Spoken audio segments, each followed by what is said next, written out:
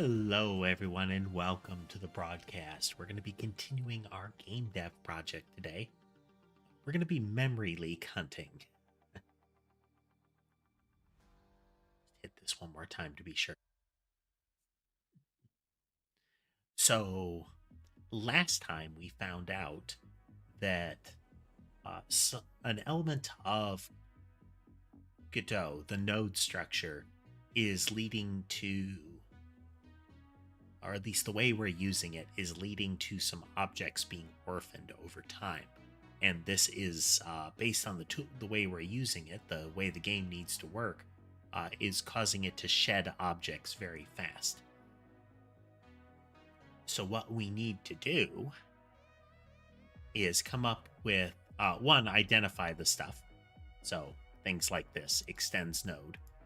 These are things that are part of a tree structure, and the tree structure needs to be unloaded or freed before it will properly go away. Otherwise, it lingers. We need to identify these things, determine if we need them to be those things, and go from there. Like, I don't know that the catalog objects need to be nodes.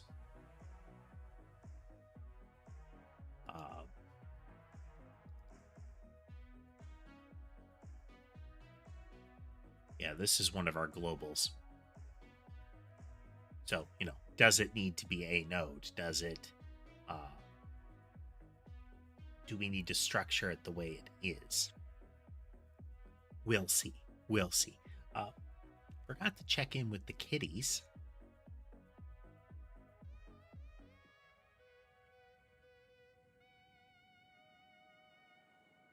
Let's see here. We do have... Oh, Sky has taken Ember's spot, so she has switched over to the side there.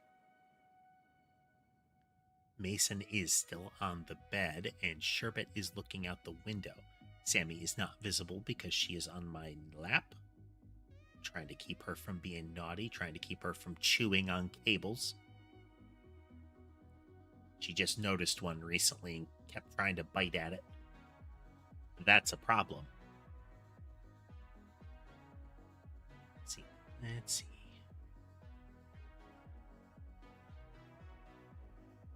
Okay. Let's get back in there.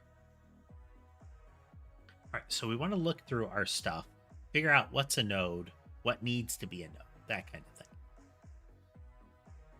I can demonstrate this. Let me show you what we're talking about here. So we do have our critters zipping in here. We do need to work on the vibration. When there's just one, I don't want them, like, juddering in the middle like that. We effectively need a close enough. We need a close enough. That way they stop moving if they're touching the target, But that's a later problem. What we're actually interested in here... Debugger. Hey there, Drew.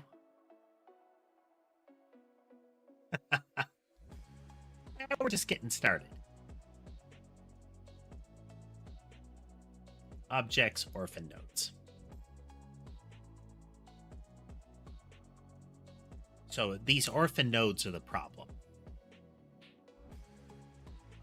Let's go into our spawner here. I think I cut off the thing that was... we definitely know is causing the issue. Maybe not. I thought I removed one.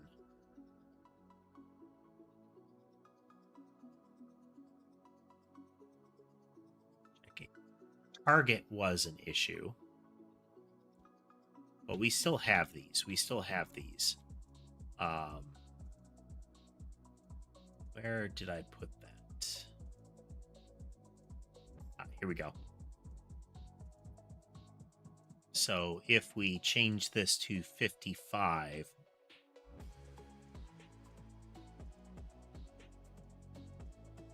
you can see the orphan node's going to go up by another 4. Every time we create these, it creates some orphan nodes.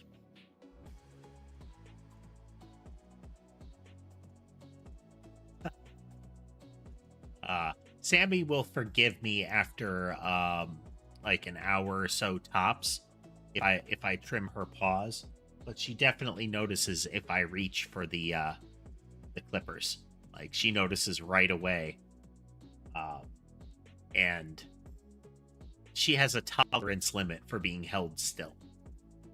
You can tell it stresses her out more and more, so I got to limit how often I do that.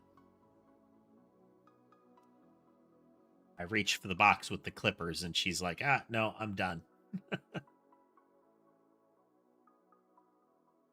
It's okay, Sammy. It's okay. Like, no, I disagree.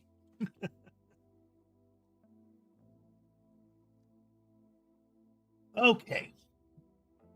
So one thing we know, let's go look at our, I think it's like, what was it? About 4 per that we're getting. So we just added 5. We should increase by 20 here. Yep. So each entity has 4 nodes that are being orphaned. There is a way to dump that, but I think we can locate them without doing that. So if we look at our blob spawner, we have... So we've got 4 things being orphaned right now. We have 3 objects within our movement and 3 objects within the positioning. Now, the positioning goes away right away. We're still creating it, but here's the element that I think is the cause of our movement problem. And that's that in changing how we wanted to do it, we made a new node that we wanted to access in the movement object. Look at movement right here.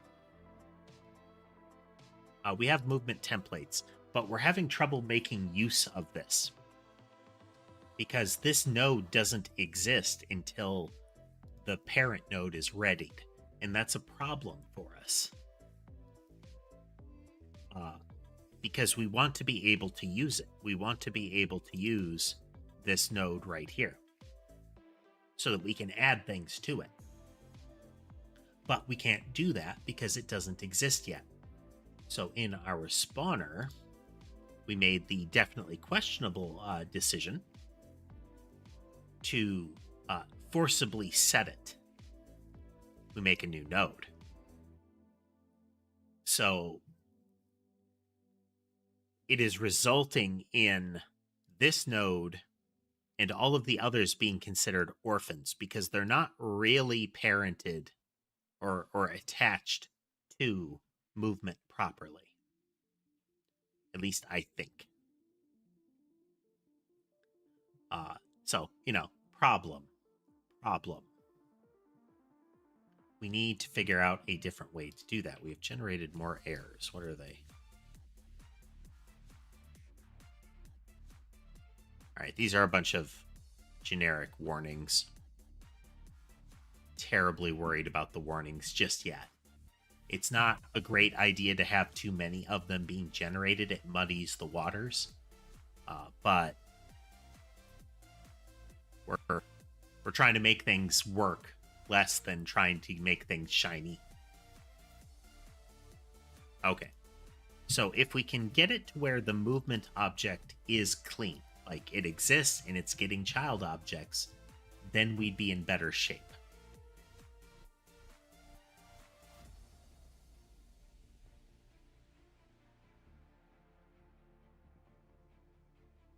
So we create a movement node. Right here, it's not ready yet.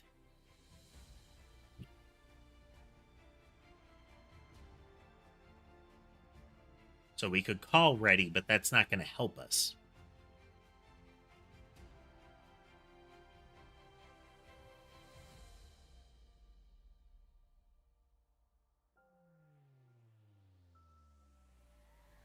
Like, we could say, is the node ready? And I'm pretty sure it's going to say no.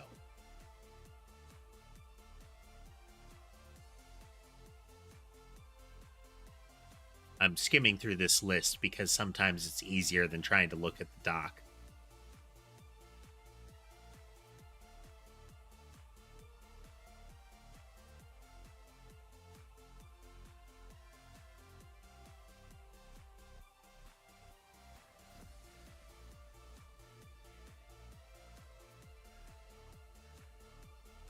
Things like connect and disconnect are for signals for triggered events. So that's the same kind of thing that we use for collision.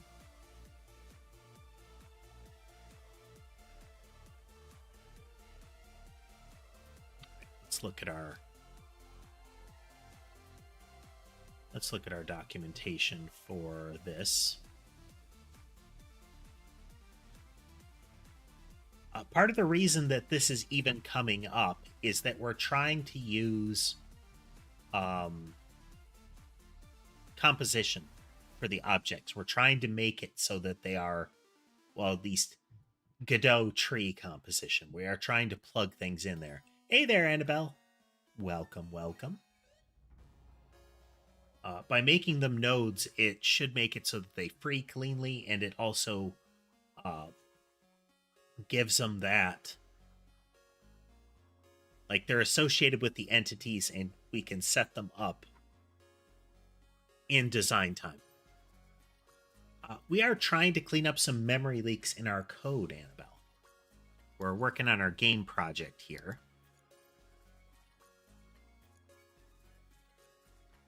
We've generally got spawning and the start of our collision detection working here. But aside from the jittery movement in there,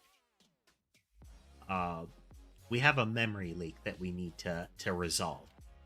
Generally know what it is, but the solution to it isn't necessarily clear or clean just yet.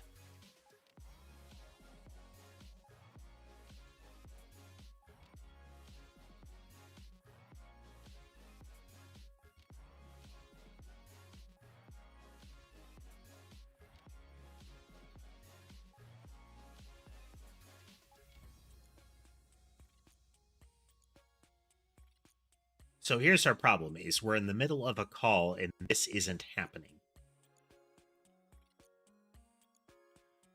We could do things like try to splinter this off and say add that and then have the object construct itself. That's a possibility, but it does remove some of the control over the that the generating object has. Hey there, Zell. Welcome, welcome.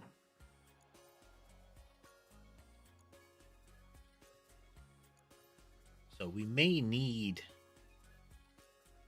some different structure here.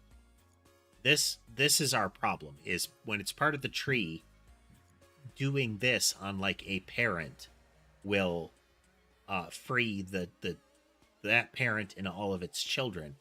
But because they're orphaned nodes, this is never happening.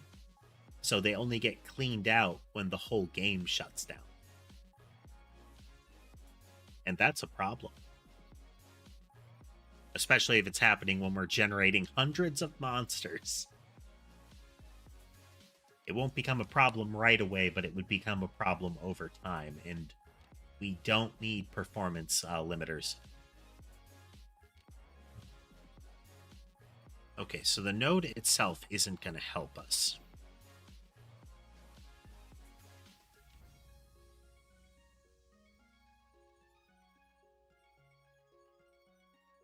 So we might need to have something that kind of jobs it off. Like, these are our objects here. Movement and spawner. So part of our problem with these resources, let's get to this, is for me to load them in, we end up with We have to use packed scenes. Like, it has to be a node-derived thing.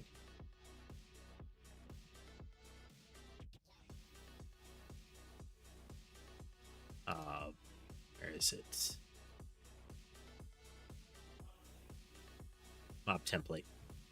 So we have packed scene, we have int, we have a color. What we want to be able to use is an arbitrary type. Like, if I could incorporate... By incorporating this, I'm putting in a scene. I'm putting in a node. If this node doesn't get attached to something, we get our problem. Our current infrastructure makes the mob body do that. But if I go into my spawner... blob. We can look... let's look at a spawner template. So the position modifiers in movement are adding nodes, but these are things that we're generating on the fly. We're not just using them. They don't just get attached as is. Could they be? Yes. But we want these to be a little more dynamic than that.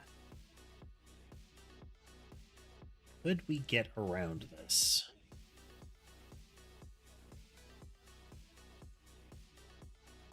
By using templates, we get around some of this, but we could use child objects, such that instead of relying on this template, where this is a spawner I'm sorry, this one is a resource generated from a spawner template. So we have a resource, and we can subsequently create spawner templates that use that resource or that model. So all of these are set. I go in and I grab one of these mob templates, like the blob here, which is another resource type, and pop that in there. And then that resource can be subsequently used on down the chain. And that's okay, because those don't contain this structure. This is where we get our problem.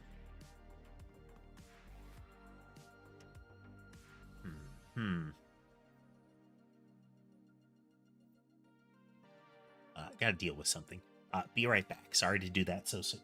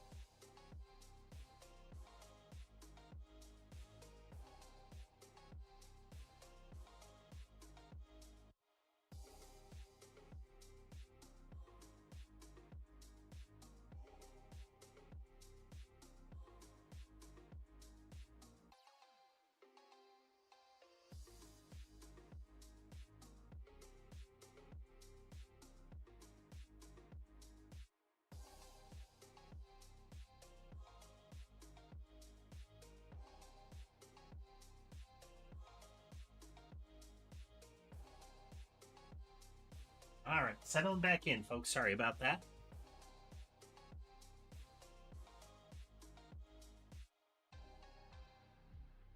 Issue to deal with in the background.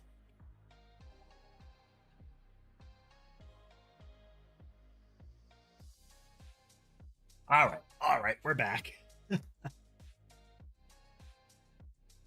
Okay.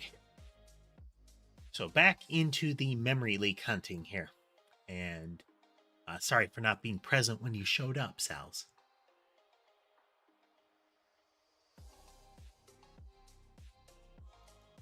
So these are okay. These are integer arrays. That's fine. But these are packed scenes. That's where part of our problem comes in here. Do an export. Our test is an array of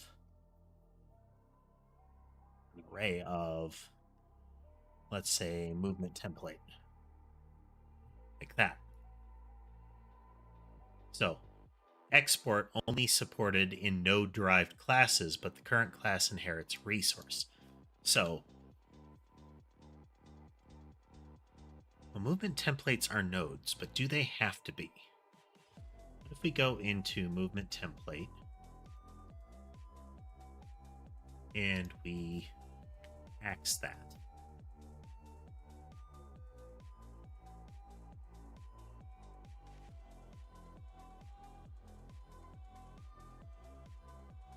Built in a resource, a node, or an enode. Yep, okay. Too bad, too bad. So it has to be a node, and thus we have a problem.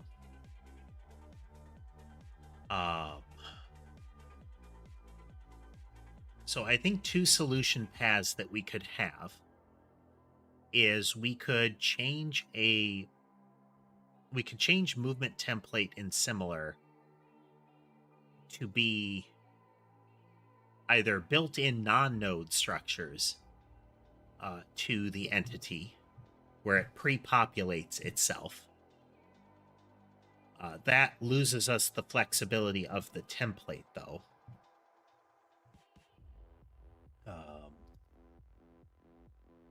So if we look at our spawner, the spawner can just be given this, but are we really getting benefit out of this?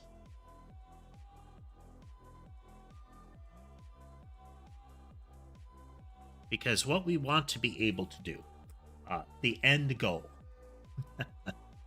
is that these are hot swappable.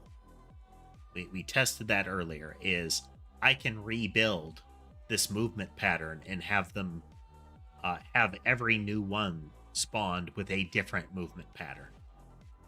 Like their movement and positioning can change moment to moment. I could even take an object in flight and change its movement patterns. Now, its position patterns don't matter, or at least those only influence when they spawn. But once they're spawned, movement patterns can change. So we can we can add things like that. But right now we're relying on using packed scenes, and that's biting us.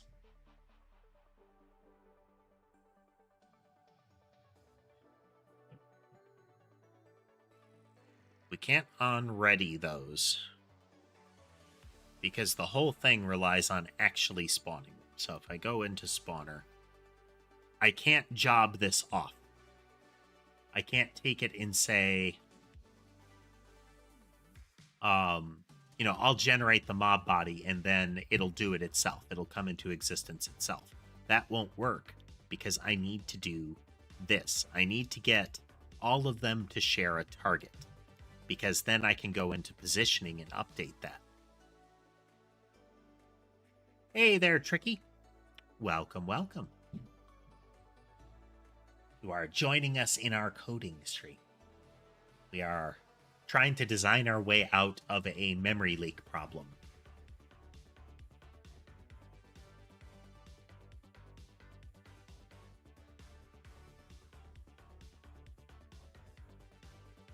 Oh, okay, okay.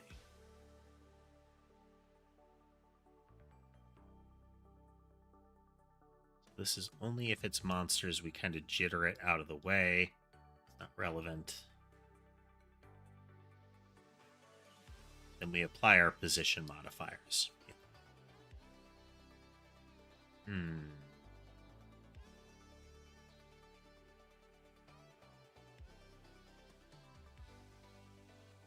So I would really prefer to be able to do this, but I don't know if that's actually... No, this does win us stuff because we can generate a spawner with this information supplied.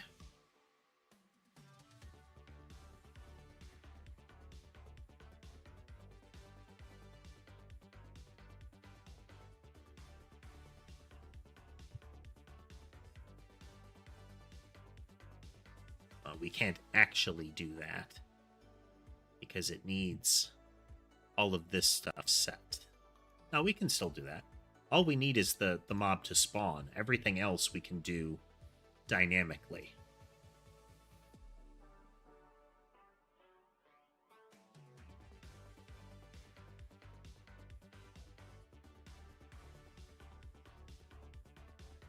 Why is that camera misbehaving? Let's give it a poke.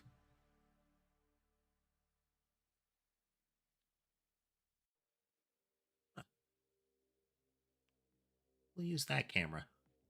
That camera usually doesn't misbehave like that.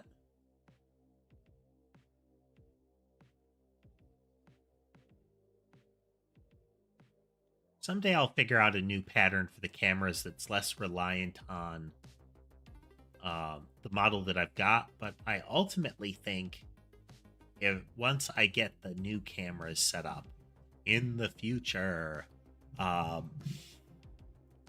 avoid that because I expect some of it is Wi-Fi problems, some of it is probably that Sky has managed to chew through the cables. Frayed cables tend to interrupt power signals, but most of the time they're not rebooting, which is what a power failure would normally do.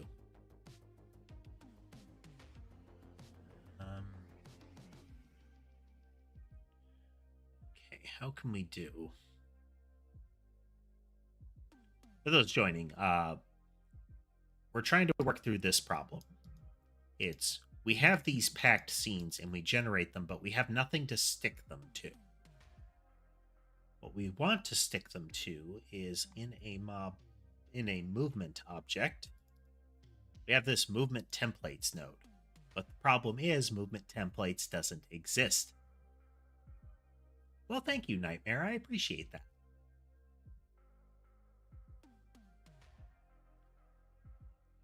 Oh, let's see.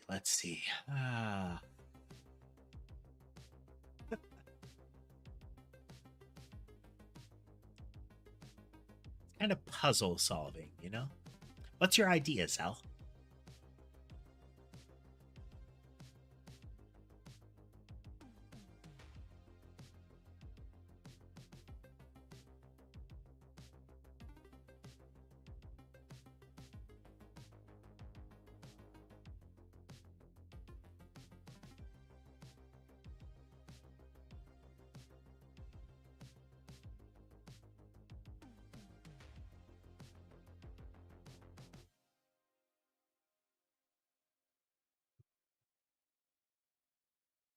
Thinking out loud to myself while you're probably typing.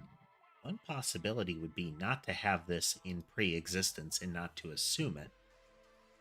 When a movement object is readied, which would happen...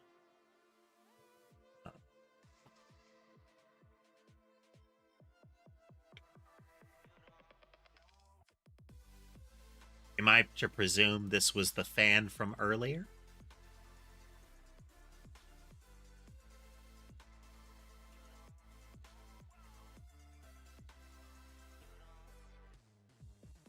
Because if a node object, when it's readied, or a movement object, go into spawner, okay, our group. So we assign it, and then we add the child. Once we've got the child added, like at this point, should be when the ready is called. So like right here. Okay, so we do add child. We're going to step over that. It calls ready as soon as it's added. But at this point, our entity here for game. So we have a body, we have raycasts. This should be our movement templates node.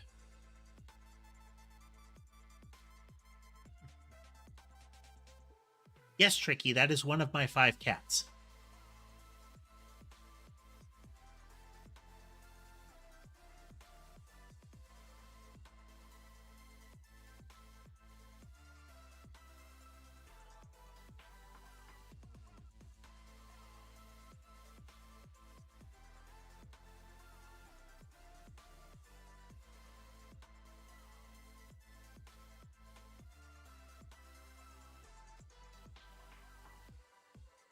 If I recall, fan, you may have gotten yourself banned or suspended.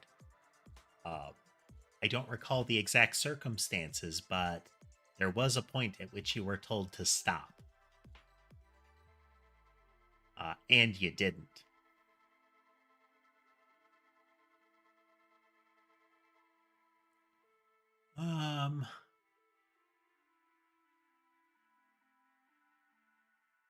Do not recall. I only recall that it happened.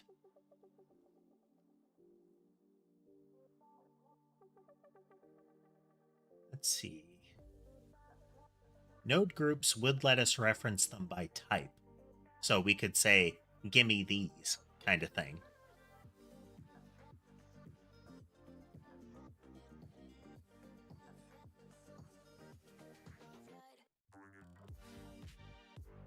There we go.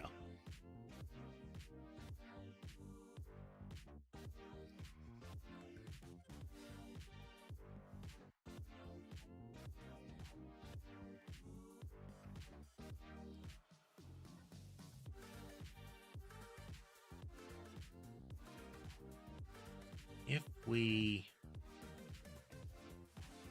See, at this point, we should be okay. We should have that.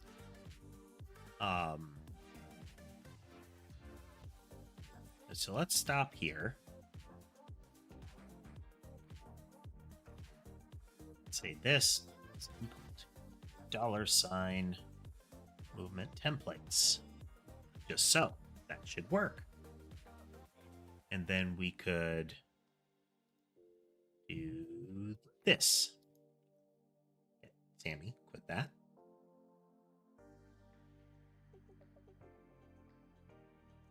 Just be aware of that in the future, fan. The general idea is to keep things calm and polite to each other.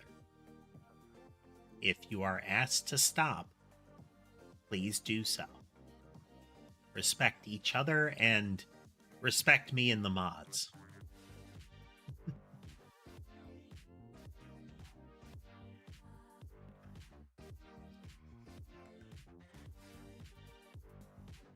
My cat, well, the cat on my lap is chewing on my finger right now.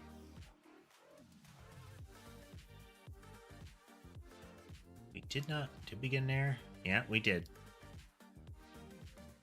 It does not have that node. It does not have that node. But it should. But it don't. So here's our problem. Here's our problem. This does not get created at this point, and that's wrong. That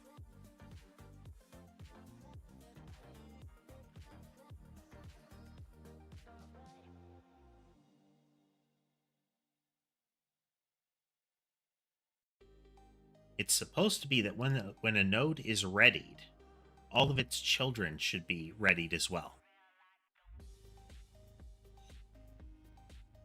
So why is that not the case? Because it is added to the scene.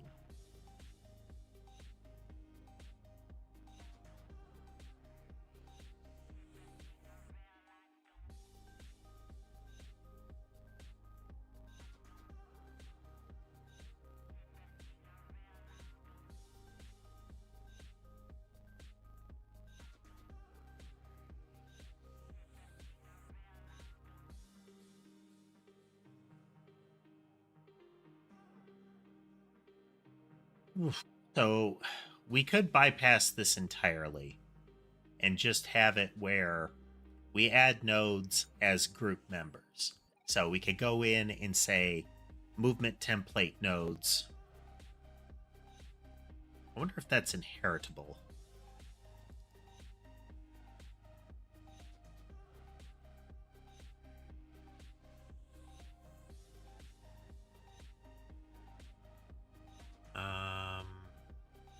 Doesn't look like it. Which means we might have to add it in the scene itself.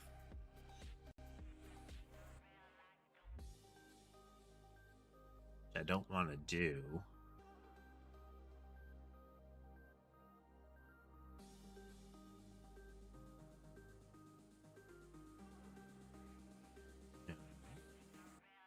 Yeah, we would have to add it in the code. And that feels like we're dodging the issue.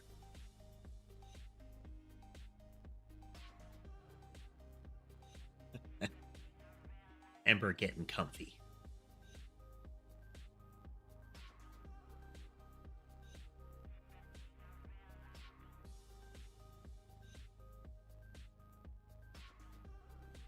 So we solved the issue with targets. Targets don't need to be nodes because they're only referenced as code objects.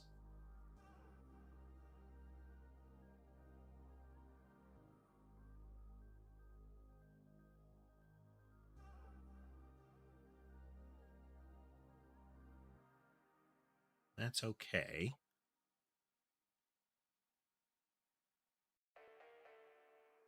And movement. One possibility would be to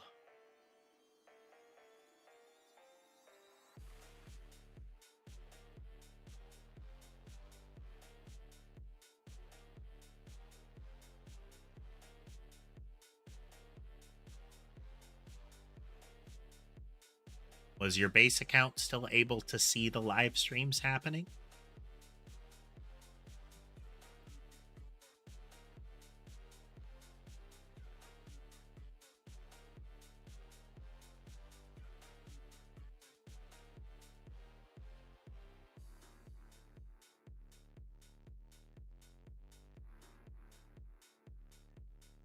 Right.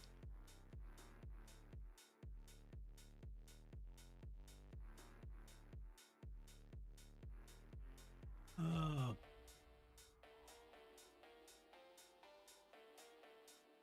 Moment.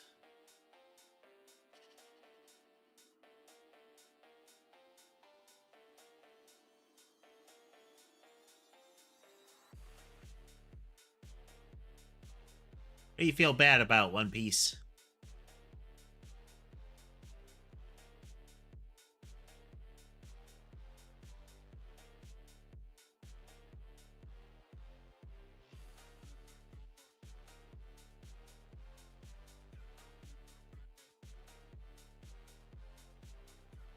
I have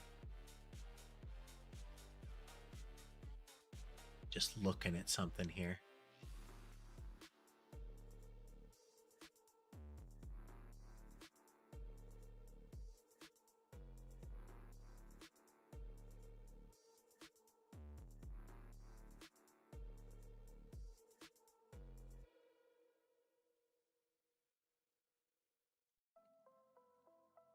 Okay. So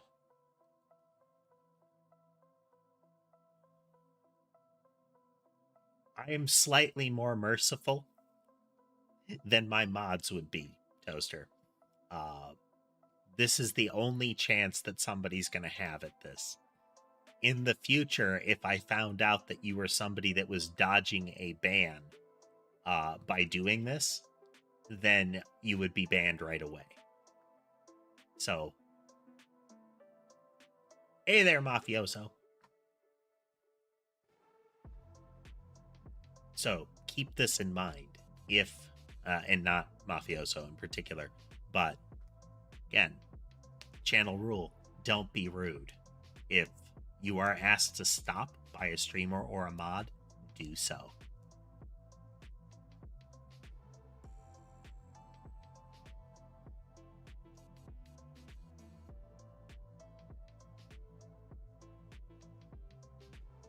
Your fan account has been given one more chance.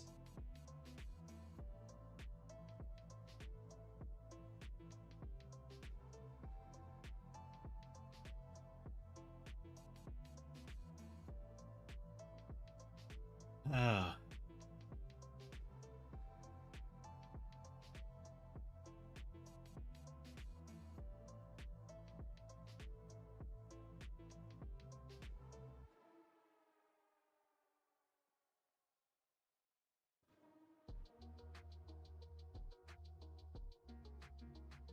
Never mind. Never mind.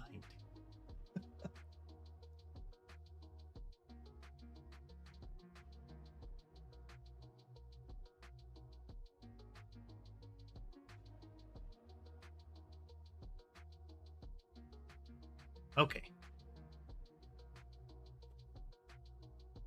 One possibility that is upon ready of movement. Well, thank you, One Piece. That cat is Ember. Let's see, she's just flipping over to toast the other side.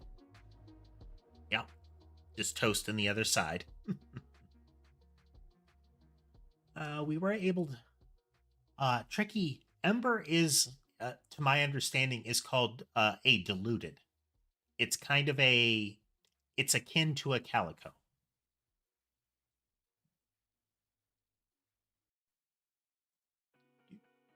Dude. There we go.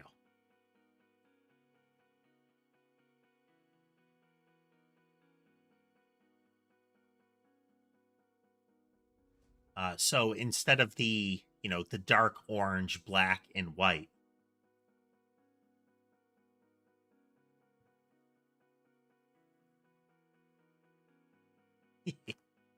she has gray and dark gray stripes, pale orange, and white. So the akin to the sort of splotchy color, and I don't know if it's predominantly a female trait like with calico. Almost all calicos are female.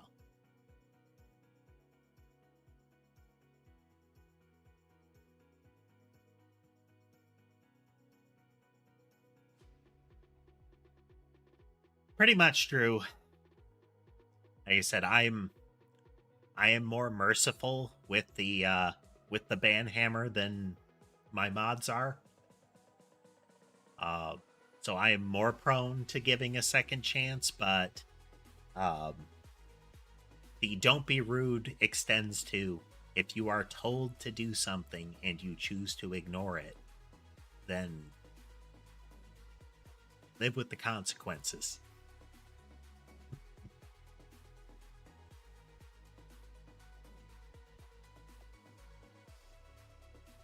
Especially if you're given a timeout and you come back and are upset that you were given a timeout instead of a ban.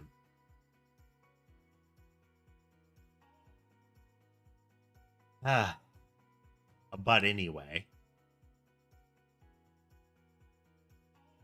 let's see.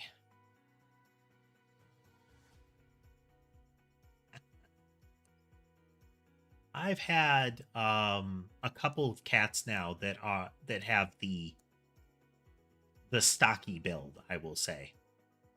They're not intrinsically chubby. It's more that they're musclier than other cats.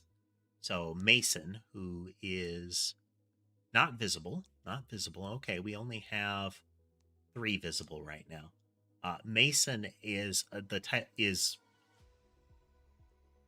yeah, built different. A lot of cats have just kind of like it's kind of a belly flap. They just have like loose skin. And that's one of the reasons they really don't like their belly touched. Is that's a very vulnerable spot. And that's why when a cat exposes its belly, there are a lot of cats that if you touch their belly, they will claw, bite, and kick because you have betrayed their trust. Them exposing their belly is them saying, I'm comfortable around you, so I will do this thing that makes me vulnerable. And then if you touch their belly, that is essentially them reacting with betrayal. But there are cats that don't have that soft, like skin flap. They have the muscle band like a human does. And often that kind of cat likes belly rubs. Mason's like that, and one of my previous cats, Rorschach, was like that. Muscle belly.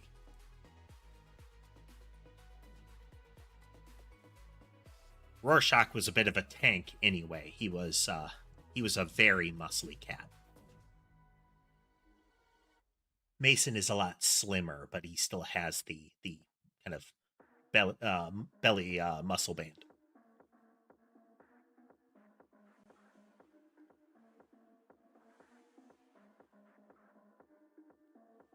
Ember is usually where Sky is sitting right now, but while Ember will tolerate Sky walking over and using her as a pillow, Ember will not do that herself. Ember really doesn't like snuggling up with most of the other cats.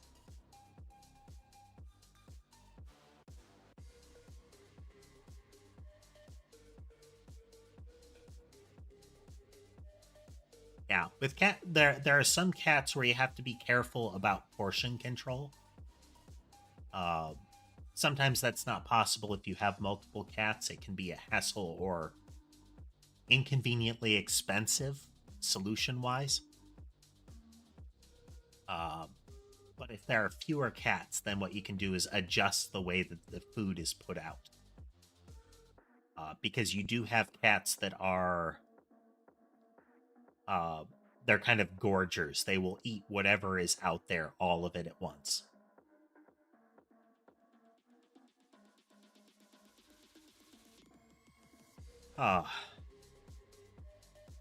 Okay. Once again, what we are trying to do, we want to take this logic. We have packed scenes right now. And when we are spawning them, what we are doing is we're instantiating them, which creates a node object. We want to attach that node to a movement template node. And hypothetically, we're doing that right now. We're saying this is a new node. Let's see. Maybe we can fix this.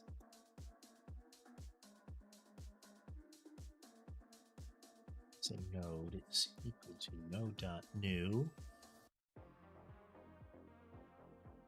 movement like node.name is equal to movement templates.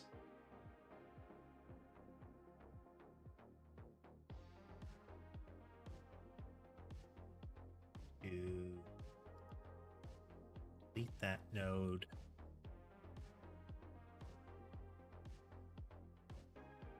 Add child movement template node.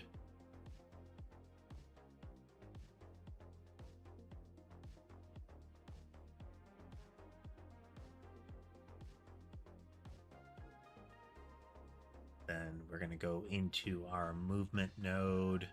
We're going to remove that and that because that doesn't work anyway.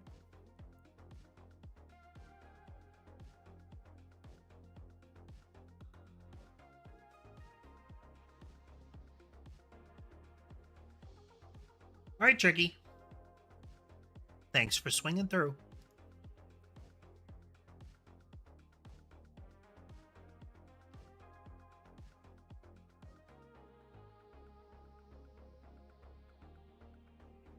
Ready won't work here.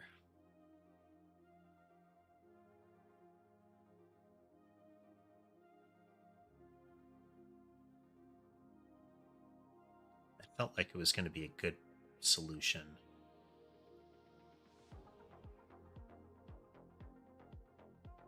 All right, all right. We can still do this. Function. Add.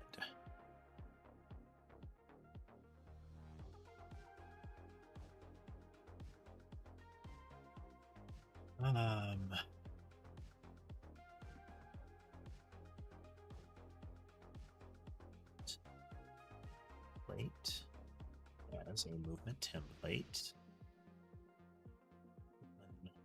Yes.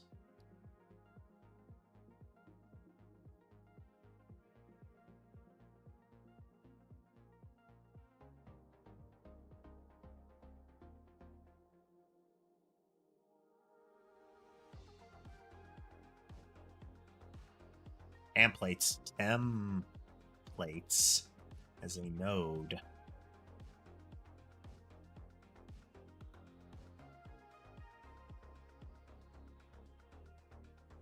Filed node.new.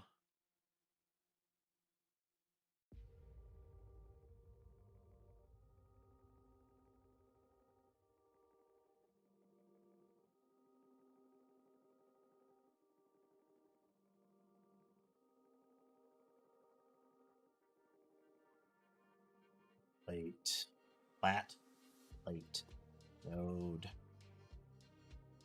Say node is equal to node.new. Node.new.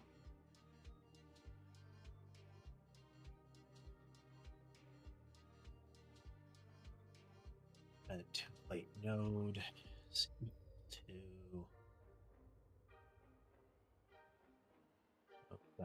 name is equal to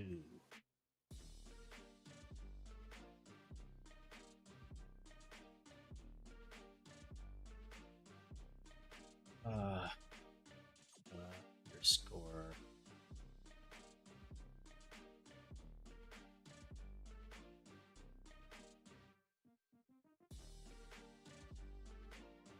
oh.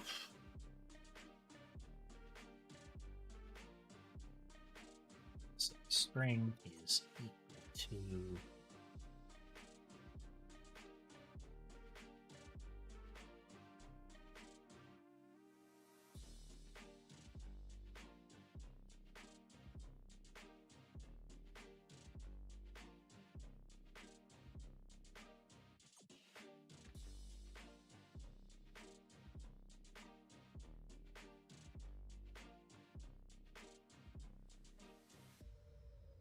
right.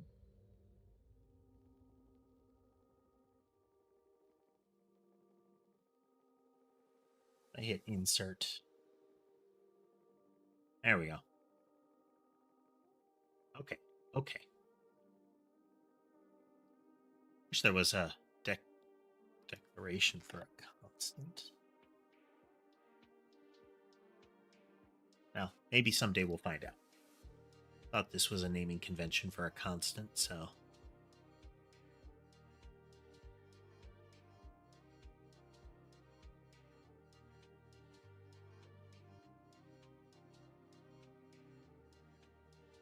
Okay.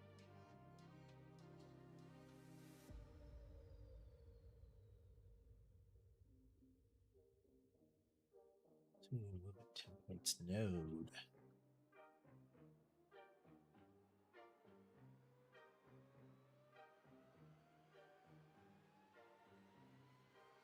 Okay, we predefined it. Now, we're going to add movement template.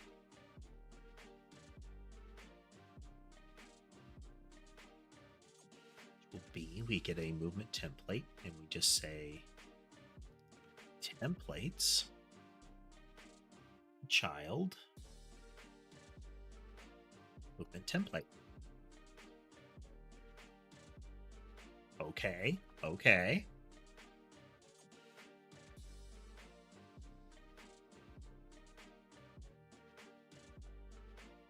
Rid of you. Not add.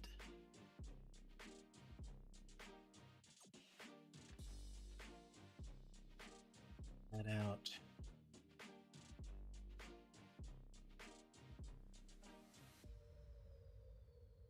And forcibly reload it. Sometimes it's flaky about picking up class updates to classes.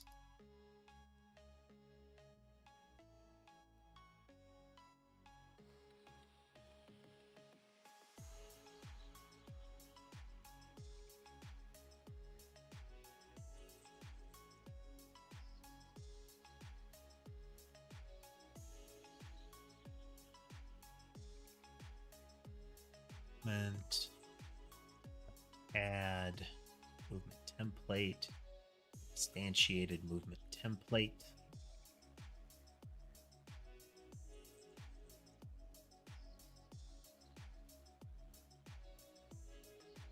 Okay, now we go into our monitors, looking for orphan nodes and objects. Ta-da! Orphan nodes is not going up because we have avoided creating nodes that aren't actually being attached to the node tree. I don't like what we're having to do here. I don't like this. This doesn't make sense to me. Because it's supposed to be that upon this happening, its child nodes should come into existence. But maybe that's not the case. Maybe the child nodes are going to be readied after this one is ready. But that defeats the point of on-readies, doesn't it? Or maybe not. Maybe I'm thinking of this the wrong way. So we're going to create all of this stuff. Just to be sure. It will create the node when it's ready. I don't like that, but it works. So good enough.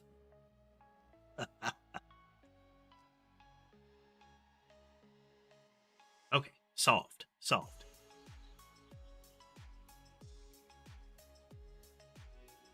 Interval in seconds. Float. Oh. We go into a spawner template. Float. It's going to be a 1.0. We're changing it to fractions of a second, so we have a little more control over that.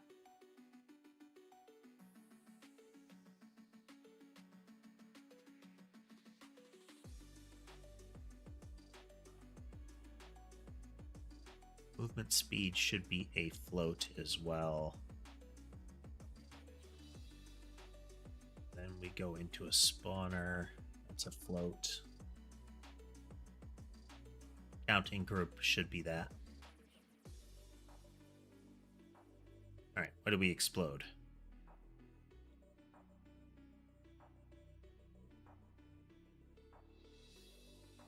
Hey there, King.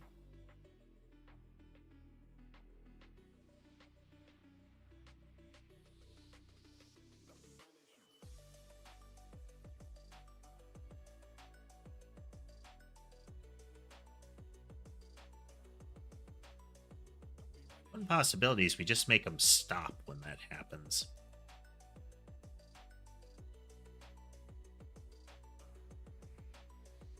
Well, we'll have to check. That's a later problem. So we are spawning them frequently enough. We're making a bullet heaven or survivor style game, King.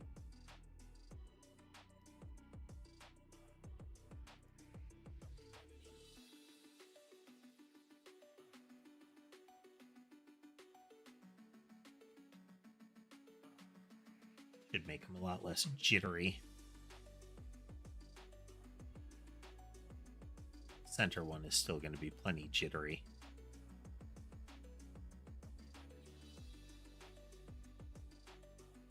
Yeah, we need a close enough logic. We need a close enough logic.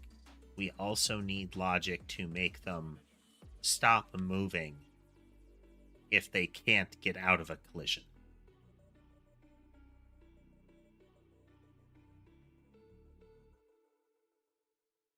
We'll see. Okay, so we have the spawners. We're going to go into the game here. Make sure I...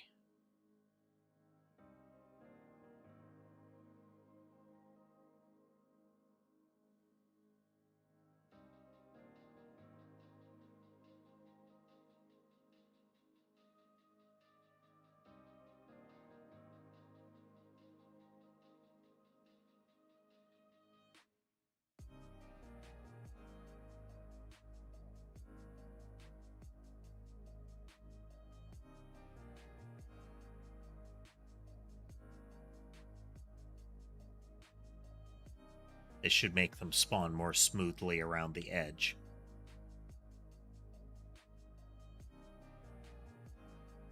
It's really faint, but there are 5 little arrows around the front edge of them that turn to face their target.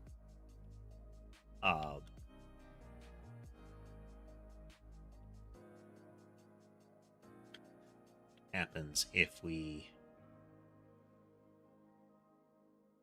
go into a... We will need to change this very soon, but go into a mob body. Right now, these are hard-coded to look for other mobs. If we go into each one of these and say player as well,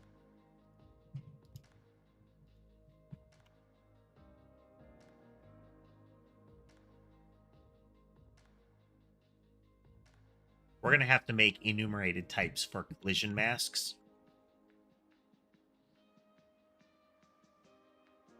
Oh, interesting. Oh, okay. No, it was just luck. Yeah, see, they're not colliding with the player. They're colliding with each other only. Interesting.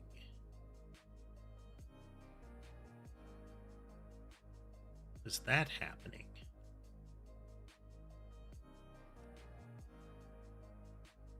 The vectors are looking at the player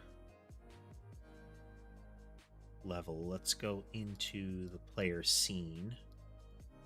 The player collision capsule there.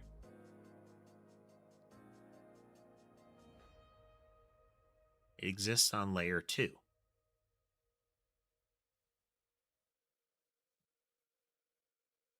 Which means the thing should be colliding with it.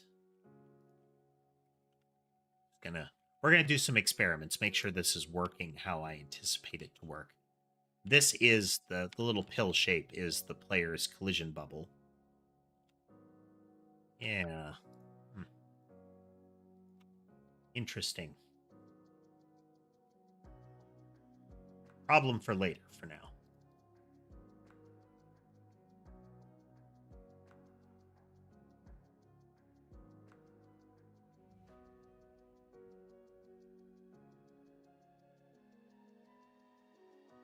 Problem for later. So now we have spawners. We need to fix the weapon spawner.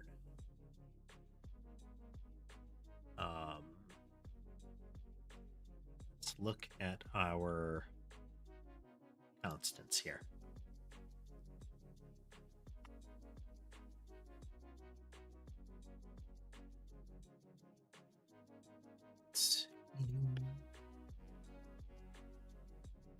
It is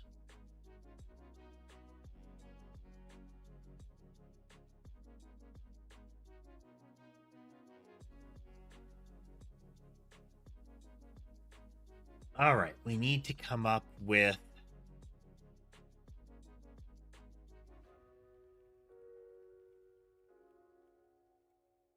what the actual masks are.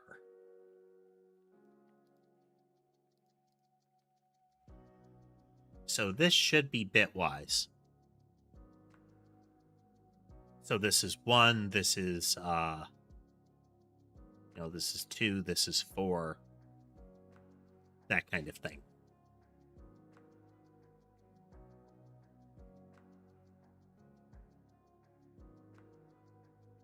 Go into layer to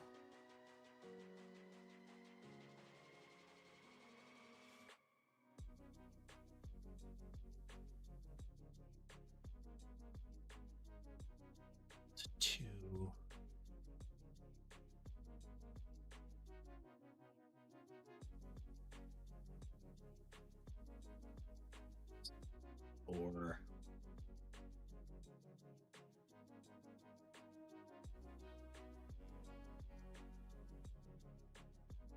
then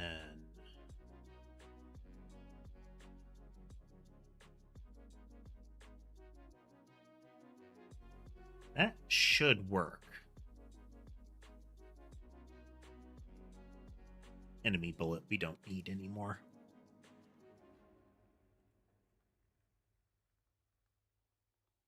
I wish we could use these in a object set there. Can't we? Let's take a look here.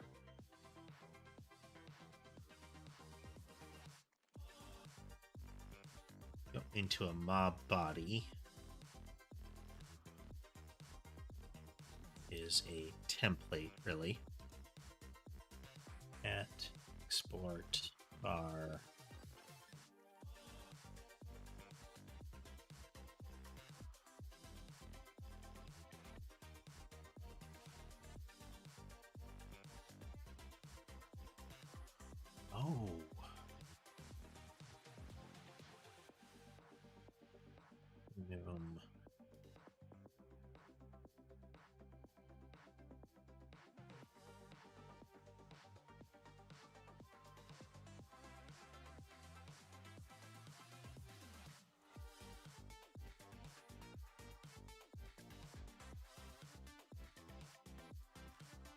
instance dot collision mask.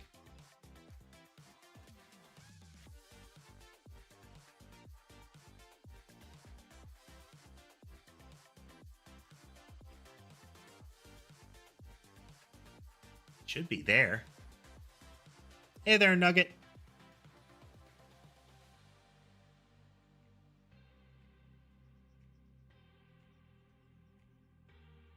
Should be there.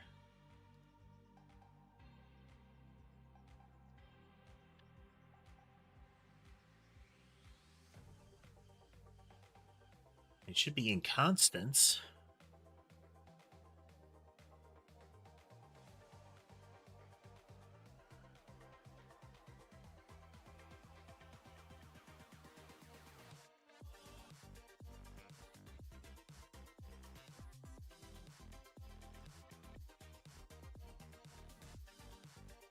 Let me do here at. We are trying to make our game. Oh, export enum. Will that work? Yeah, I think this will work.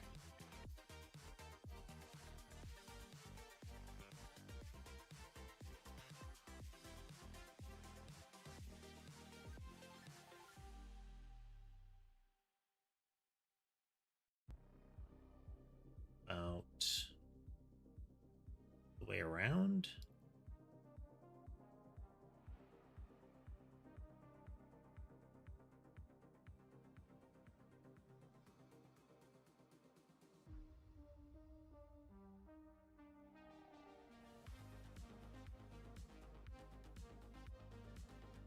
We'll look at it.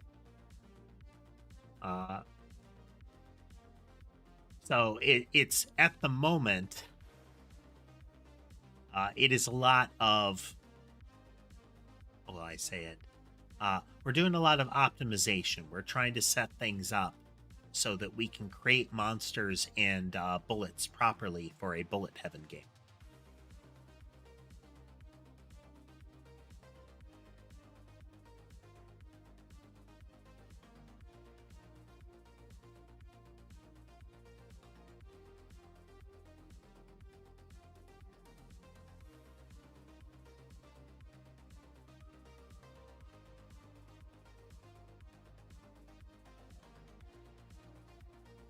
Oh, that's not what we want.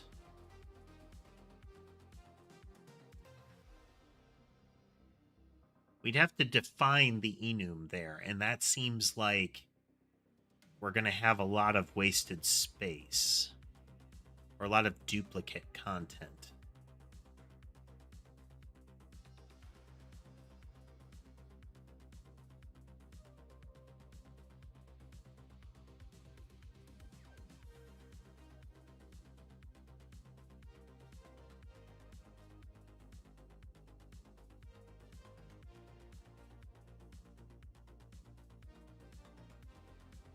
Let's see if it works, though.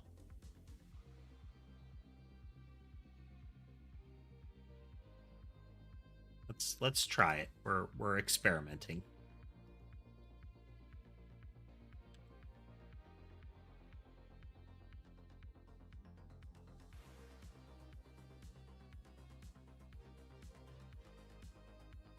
Sport. Best as a collision masks.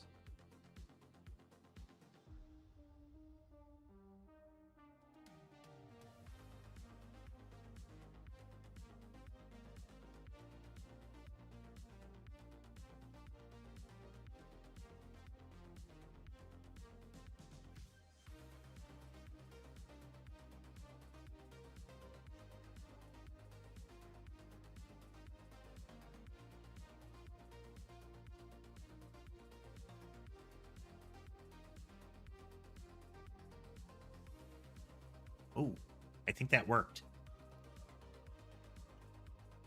So then if we go into a mob template. Yeah. We have to export it. We have to export it.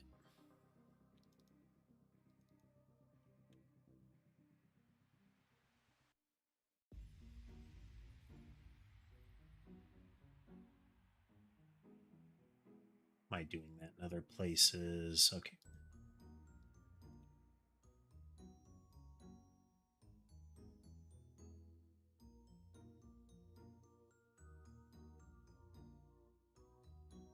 By exporting this, we're making it globally available, but I don't really want or need that.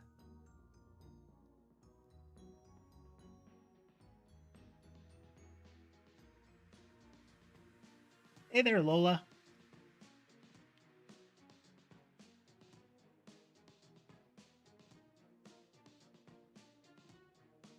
Flags, globals, node range.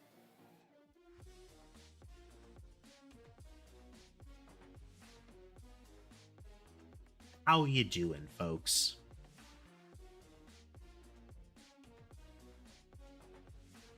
Should be able to do that, but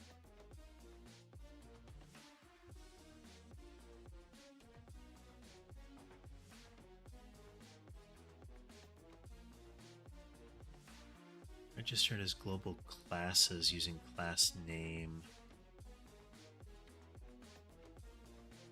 Me more. Let's go find that.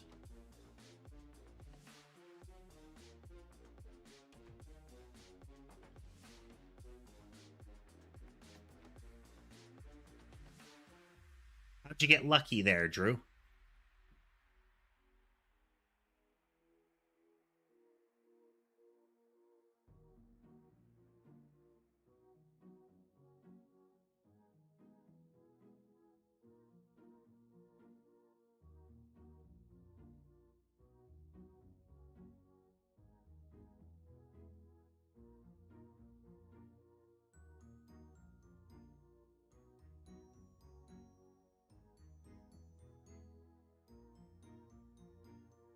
Doesn't ring a bell. What in what context?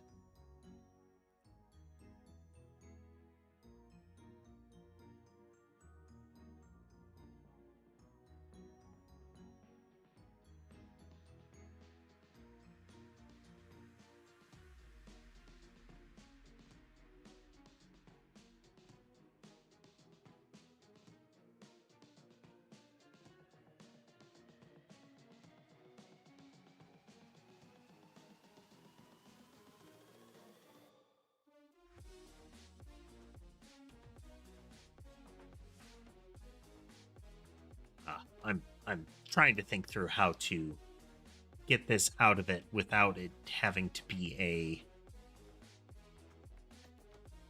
oh oh constants.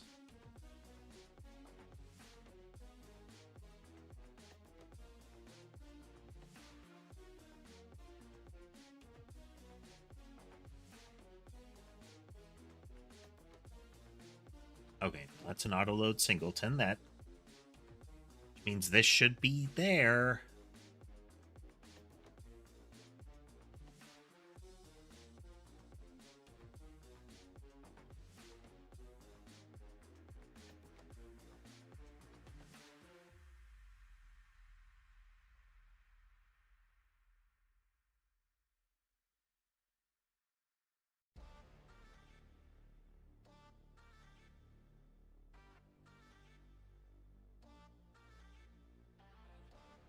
Well, that could be useful. Export category.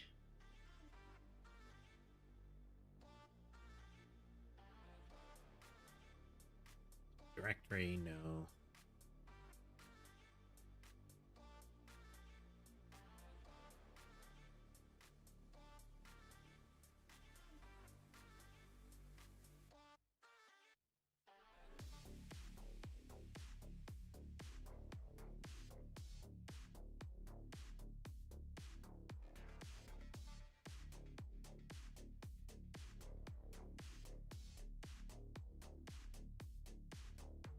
Oh, okay, yeah, yeah.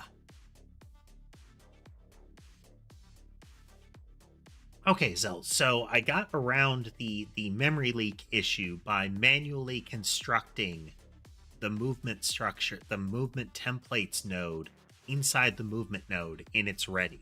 So as soon as it comes into existence and is ready, I can attach that node to it in its own ready.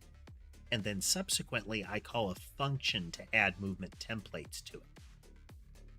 Like I pass those to the movement object and it handles the addition of them. Ultimately, that's better anyway.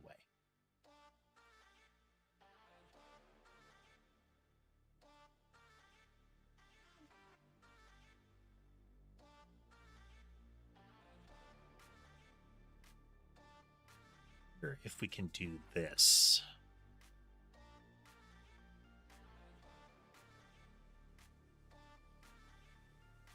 Don't really want to expose it as a variable, but I might. Yeah.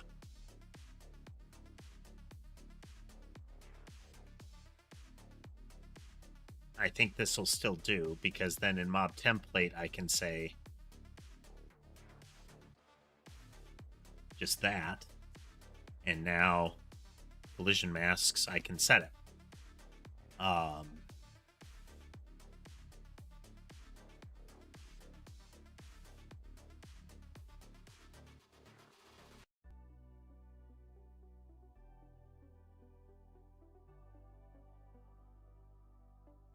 So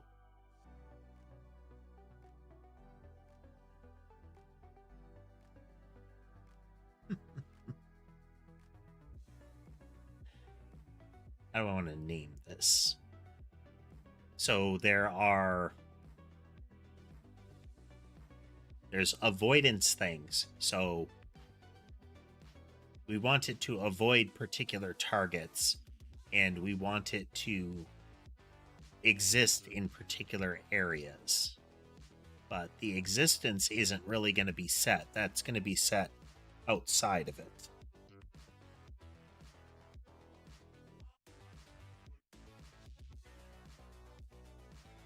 say avoid mask.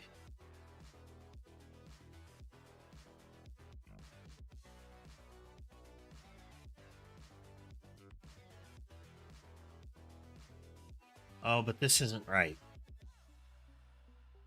It's kind of what we want.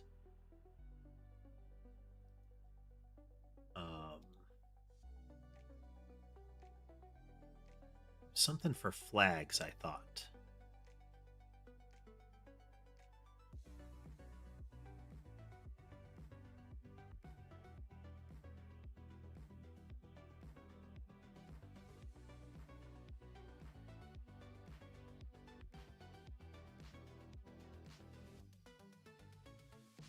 Yes.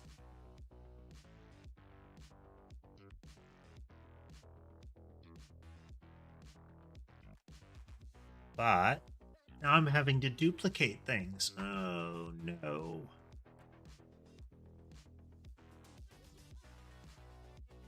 I don't like that.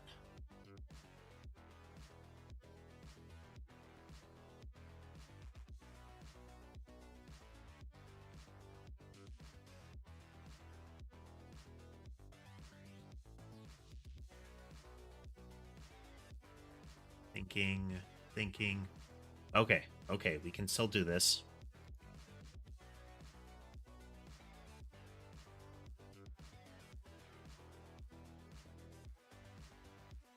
I think we have to export them for them to be visible. We're going to try it without. Mask underscore wall. It's a string. It's equal to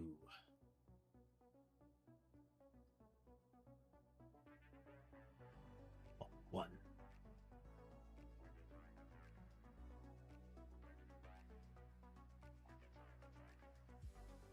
Player enemy object bullet.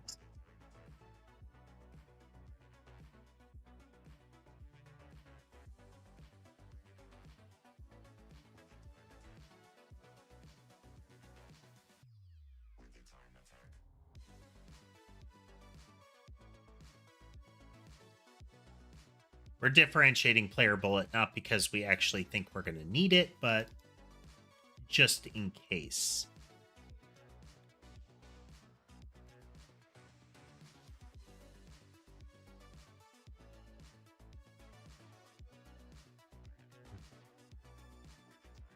Object bullet.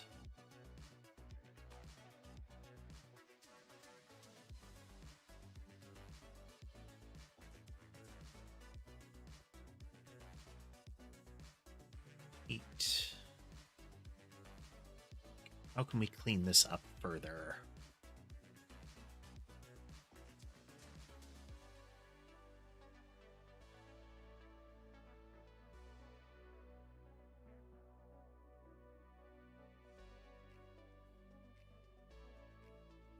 I think we're going to leave it that way for now.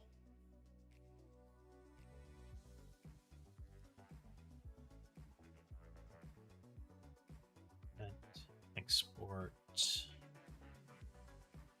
flags, constants, on stamps, dot, collision mask, all, comma.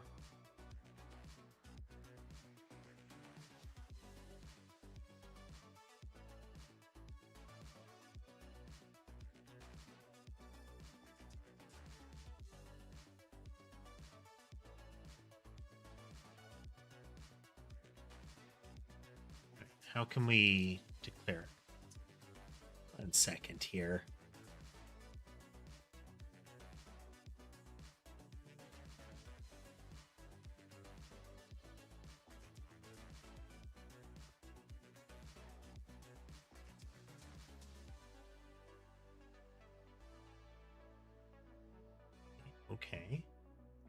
Okay.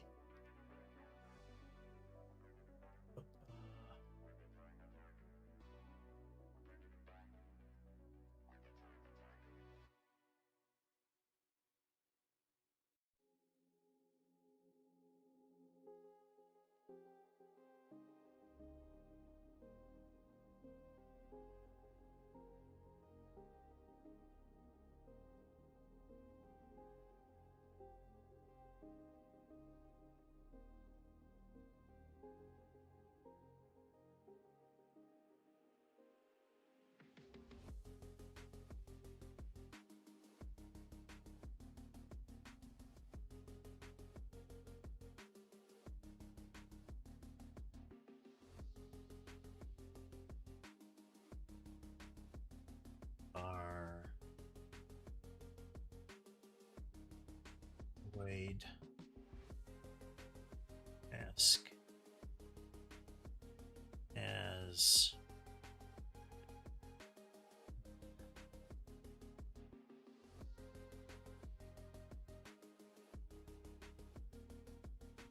yeah, okay.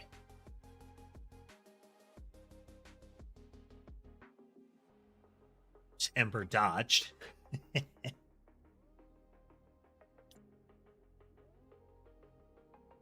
Beverage time. Hey there, Copper.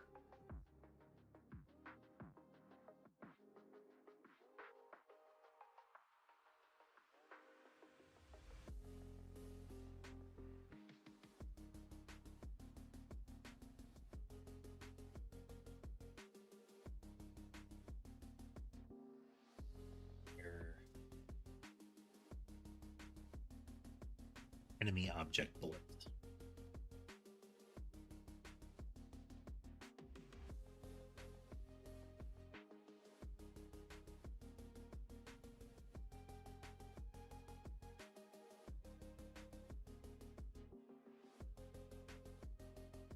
Odd.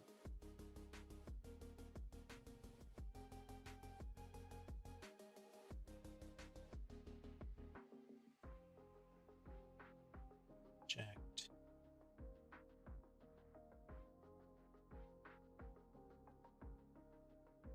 Bullet. It's moving along. So what we're adding to the mob template now is an avoidance mask, which we are going to use to set all of its collision rays to its appropriate avoidance mask.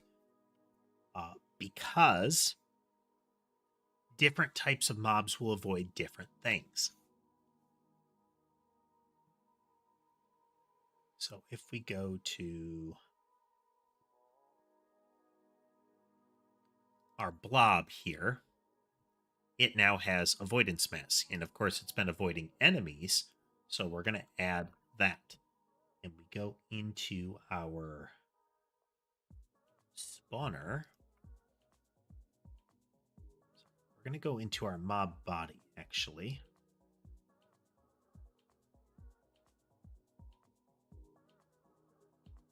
And it has its raycast array.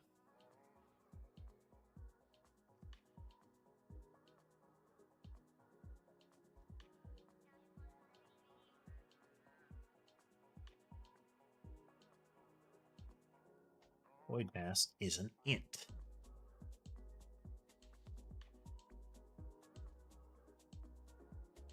Task frequently swings through. Barbed wire is not a common visitor. Couple of other folks that aren't terribly common. I'm a small enough channel that it's largely me doing it. Most of the other folks are just long-term members who have been there and helped act as mods before.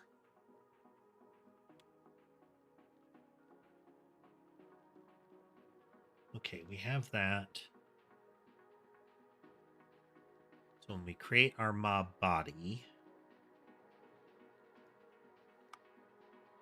dot avoid mask.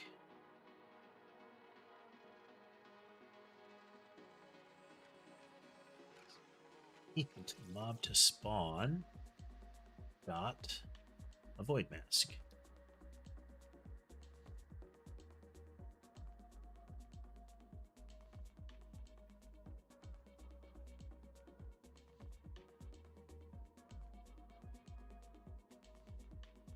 I should have sets for these.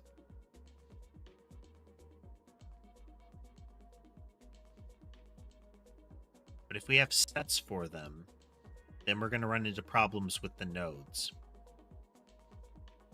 Because these will be set before this is ready.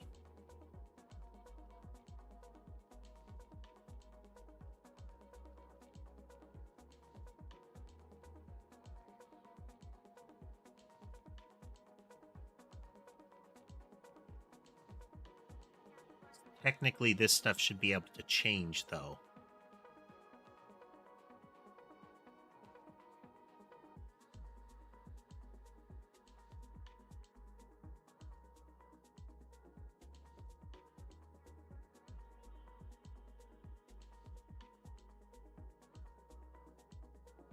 because I don't want to be constantly resetting these.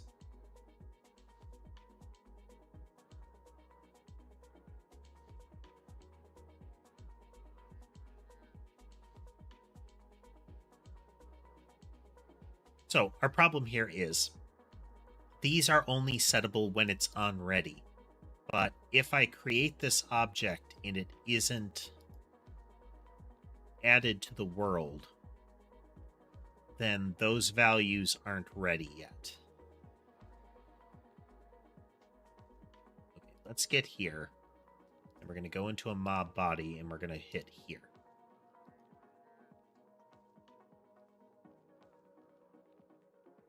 Okay, so we just got here, but we haven't done mob body.ready yet.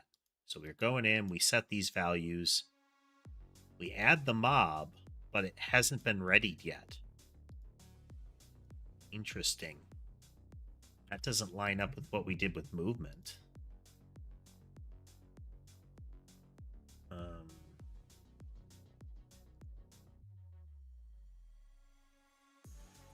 Oh, yeah. We don't want to do it in ready.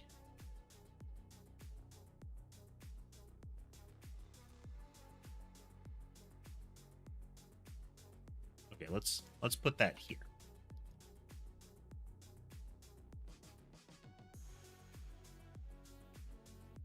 Blob was readied. Oh.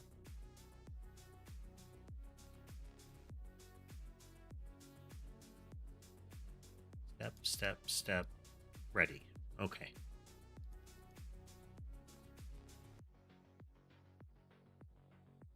Okay, so what we need to do is that first. We need the node to exist first. Now we can go through and we can set its values using setters.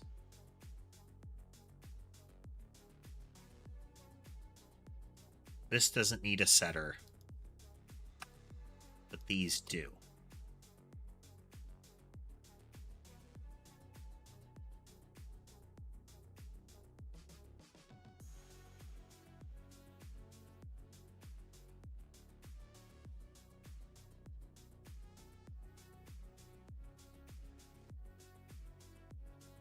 We do that.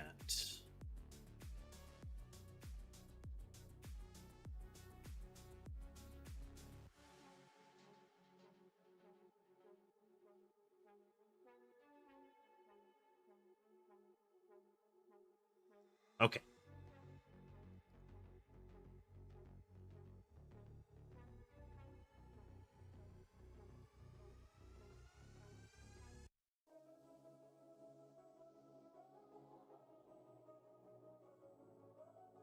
Don't need that.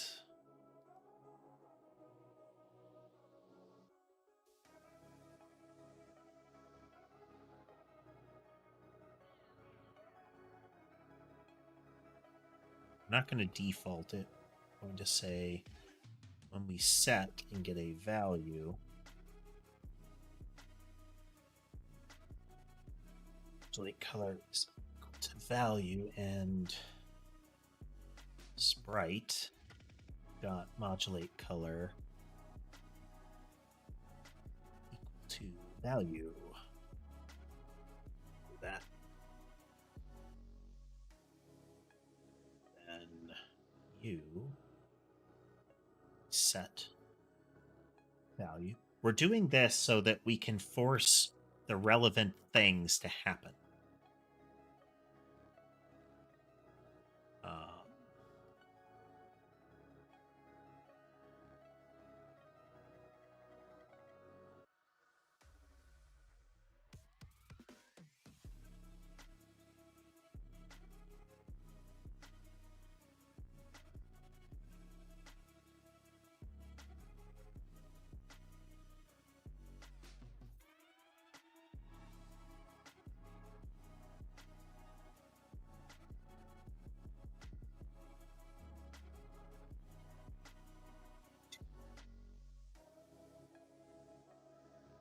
It's redundant.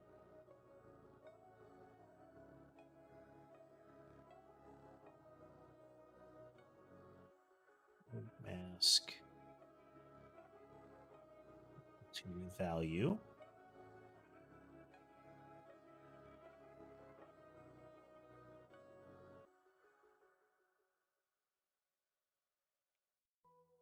Here's the relevant part, though. Raycast in raycast spelled right.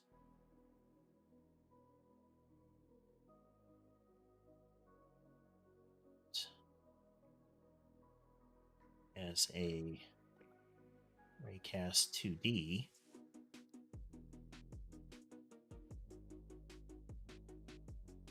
Mask is equal to avoid mask.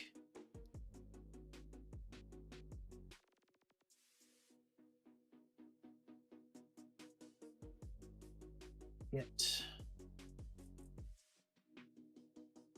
children. Okay, so what it'll do if I set the avoid mask is it'll store it in case I need to get it. But then it's going to iterate over each of the raycasts and set that appropriately. So when I set these, they will have an impact on it. So it will change the sprite's modulation. It will change the raycast collision mask.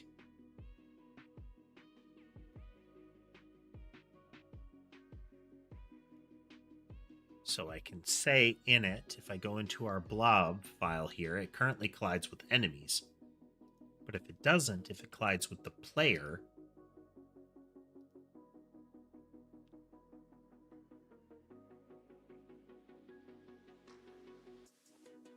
so we should be able to get them to run into each other in the overlap.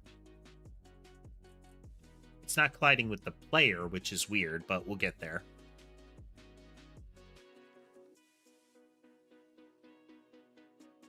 So, see, they don't collide with each other anymore. So then if we set it to enemy in the blob file,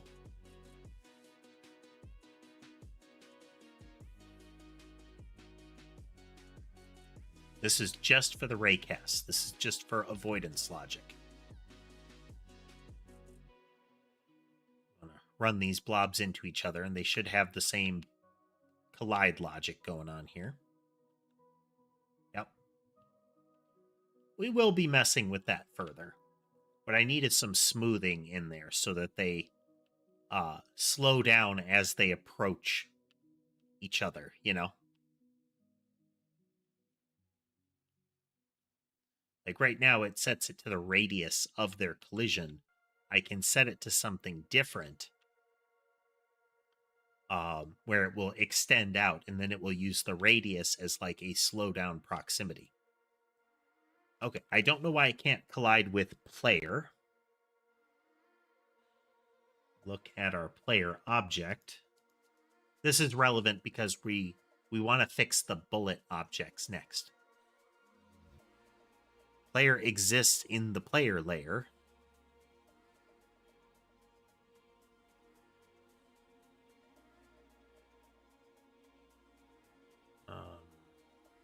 How about in the game world? Does collision test exist in? It exists in the enemy and looks for player.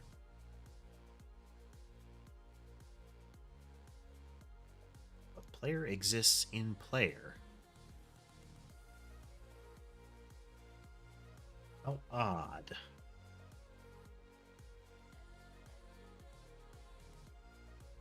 The enemy one is working. So 4 is correct, which means player should be 2. And player is 2. Yep. Right there, 2.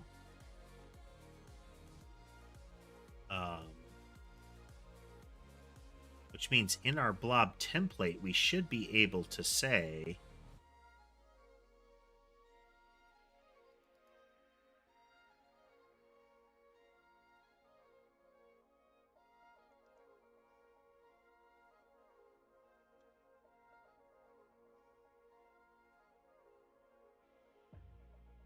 that it collides with the player.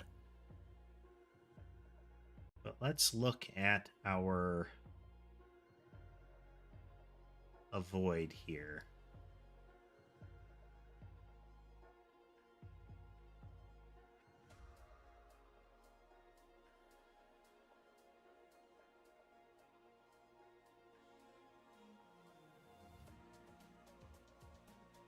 Yeah, the raycasts aren't colliding properly with the player object.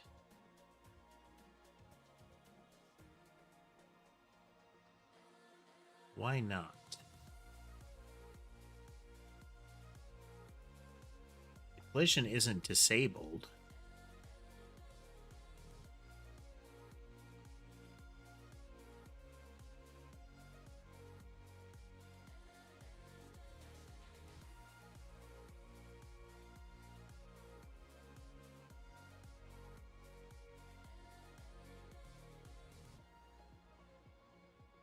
It's not that the blob should stop when they hit the player, like intrinsic physics wise. It's those arrows should light up when the player bumps into them. You can see the blobs are still overlapping with the player object without the arrows lighting up. So, why is?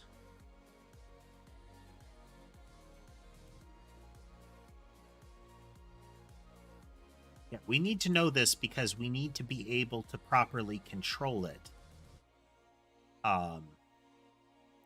When an object is going to collide with something else, I need to know how to make that work right.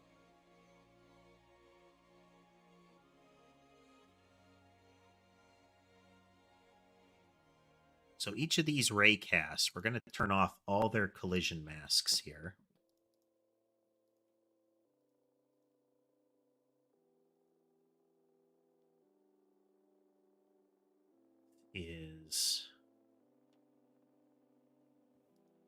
They don't fundamentally collide with anything.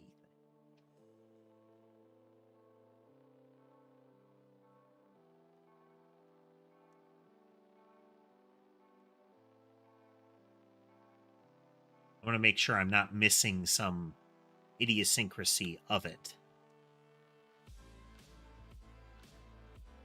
Nope, still doesn't collide.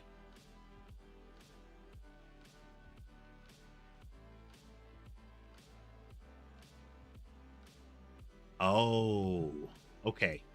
They need to collide with areas and bodies because the player is a body. Other mobs are areas. Let's test it out.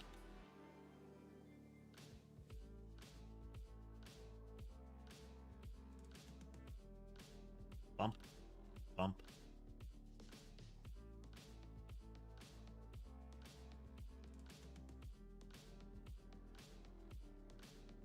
Ah. Okay. Now we're going to go into our blob template. And we're going to add enemies as well to their avoidance logic.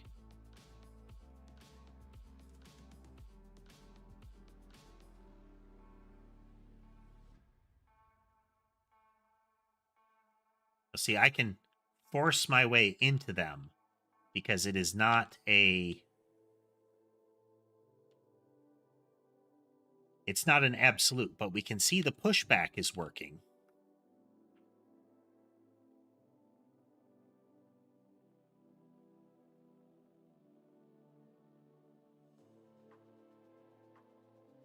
I kind of like this. Look at that.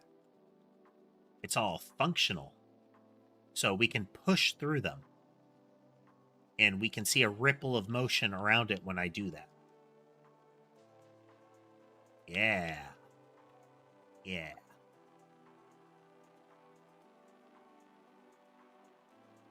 We're getting places.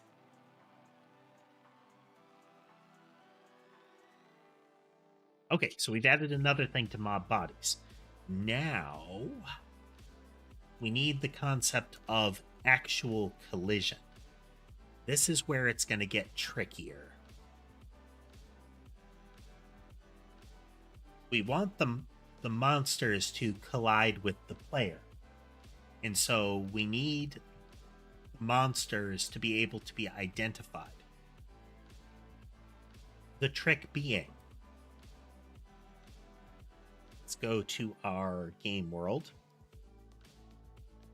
This is our collision testing object. It's not going to be called collision test in the end, but that's what we're using for the time being. Its other areas can run into it, and it is looking for other areas entering or exiting it.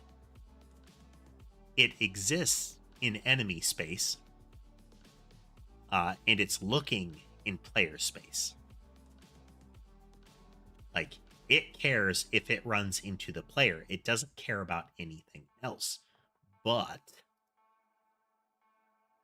we have these functions to access with. And remember that monsters are not a physical body. They don't collide themselves. The overall area is what's colliding. And that's part of the reason that we're not completely burning down our performance because of the number of creatures. If we're using physics bodies, we definitely start to run into problems by 450 things. We can get like 650 before we start dropping frames. And we could reduce that processing further as far as frequency of movement processing. That would probably give us better performance because we wouldn't be doing as much each thing moves kind of logic.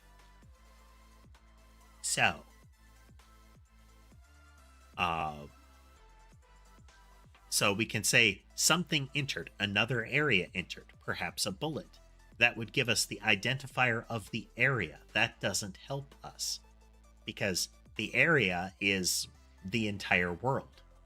Like every mob in the world is part of that area. That doesn't help. An area shape entered is more precise, where we have the area's ID, so all enemies. We have an object for that area, it's area 2D. Okay, still useful, but it gets weird with area shape index and local shape index. So we need to be able to translate that into an actual entity in the space and then take that entity out, that shape, and convert that into a mob, knowing that that is the mob that did it, and then passing that along in the collision. So I think we can do this by then taking the area shape entered event, talking to the area 2D and saying, give me this shape. I think we can do that. Now, area shape entered and body entered are going to be relevant here. For the enemy zone, it only cares if a body enters, if the player enters. We could make this the same across the board. The player could be a collision area, and it is monitored accordingly. We may do that for consistency, so that each area only cares about what is the shape that collided. But with the player, that's kind of redundant.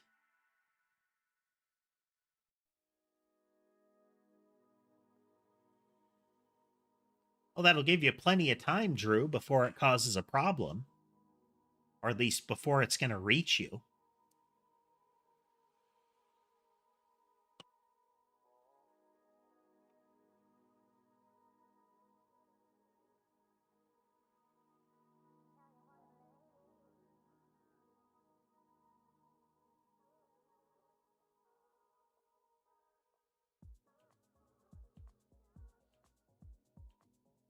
Yeah. So this should work. Because we can get the body.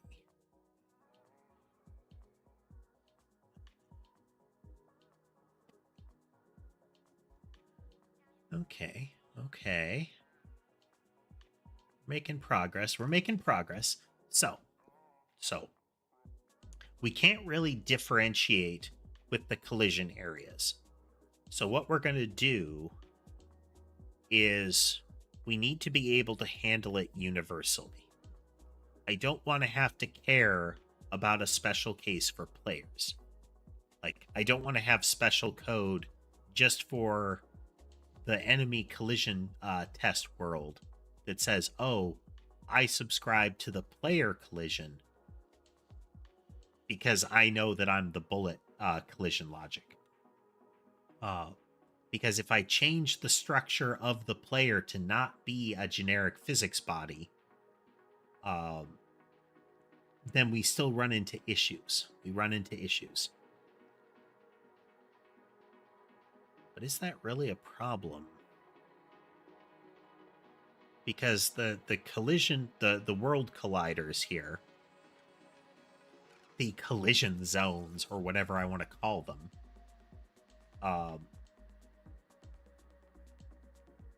are going to interact anyway. Like, I'm going to tell them, if you collide with something you care about, tell it about the collision. Tell that object about the collision. I could check, is it a collidable? And then call that on it. Or I could just check if it has the relevant function, as opposed to asking for an interface. But we do have a method for asking for an interface.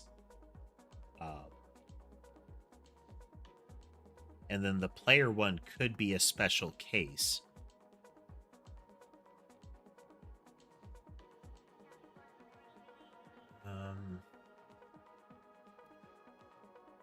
Because body entered and exited only takes effect under the current system if a player collides. Okay. For the time being, let's approach it as just that we're going to use the player and the I'm sorry, the monster and the bullet layers. We're just going to start with that. Go into our game world.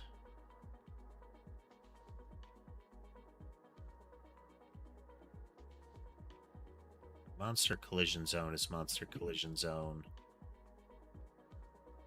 Monster collision zone is an area 2D, which we set, so we're going to have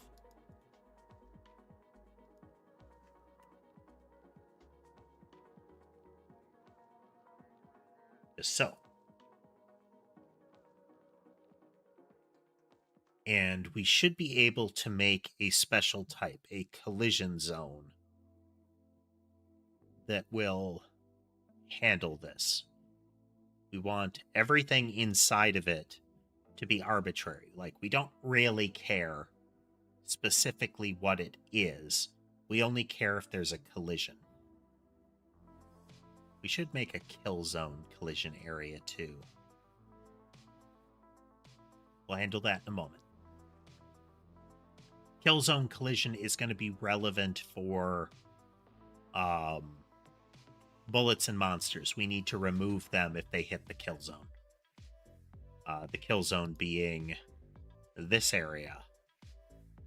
This is the, if a monster or a bullet hits this, get rid of it. If we put a X 100 mob limit in the world, it is plenty here. 500 blobs can fit within this kind of area. Let's demonstrate here.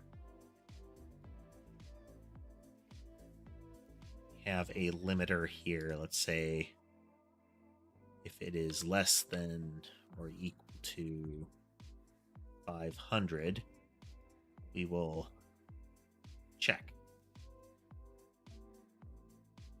All right, Drew. Thanks for joining us. Then we're going to go into our blob spawner.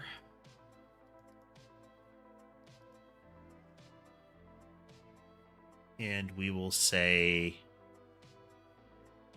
that its spawn interval in seconds is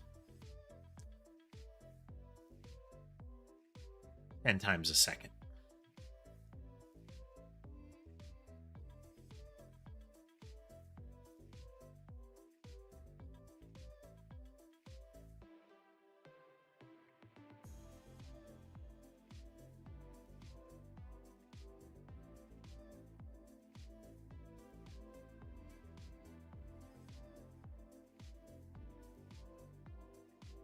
Monster collision zone. Got lots and lots of blobs. Collide with the player. They will collide with each other if they're far enough apart. I do need to add overlapping logic to them.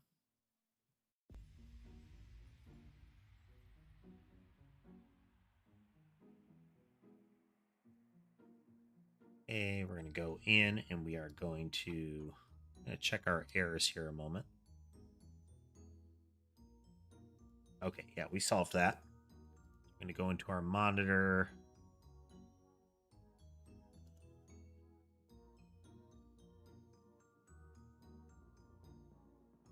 FPS. Doesn't seem right.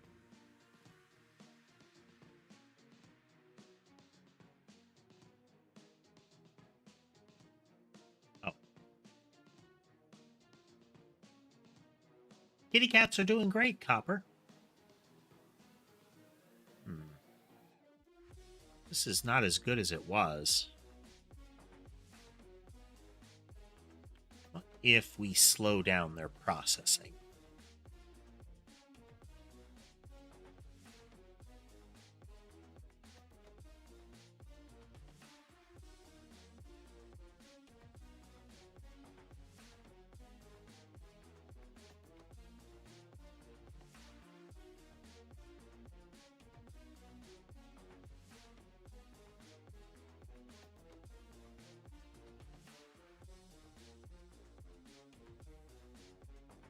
The blob body, let's go into... We'll keep that self-destruct around and... No, we'll get rid of it. Don't need the self-destruct there. Anyhow, where's our movement?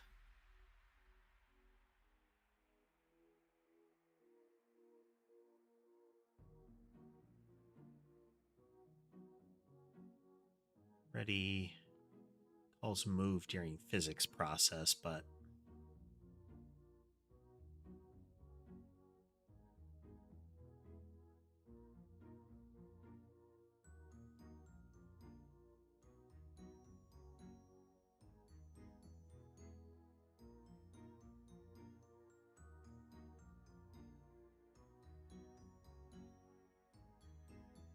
okay, what about...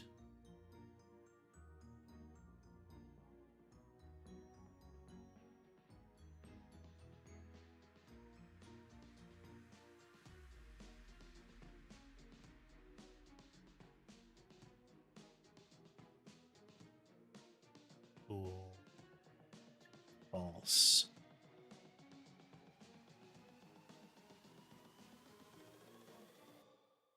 We're going to have process.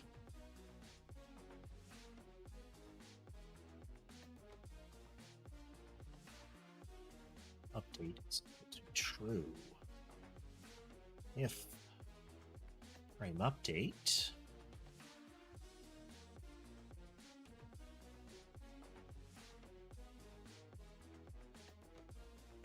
update is equal to false.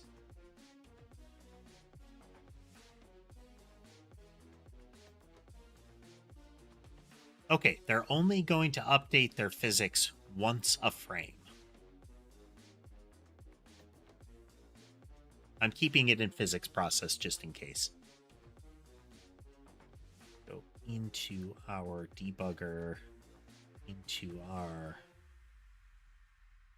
profiler. Okay.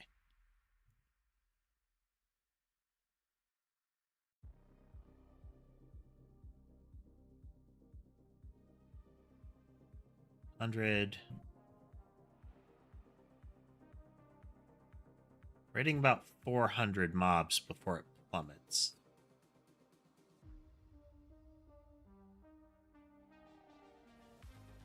At 501,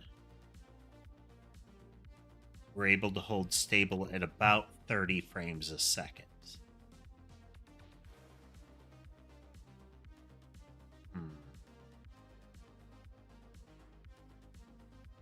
Oh, wait. Bug. that off.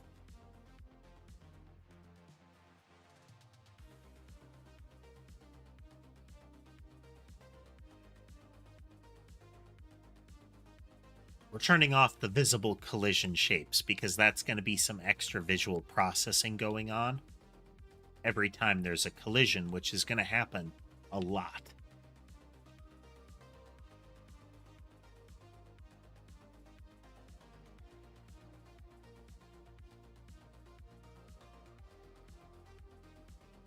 Debugger monitors. Still at 60.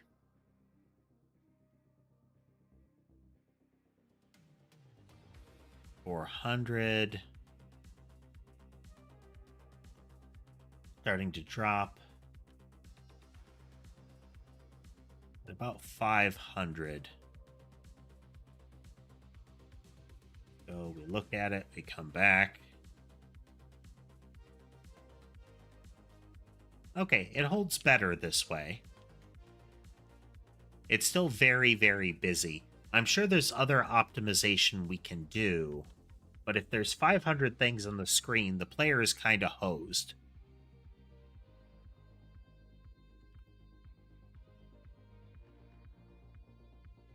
Like, if there's 500 entities in existence, the player has problems. But we're still running over 30 frames a second, which is just fine for a sprite-based game.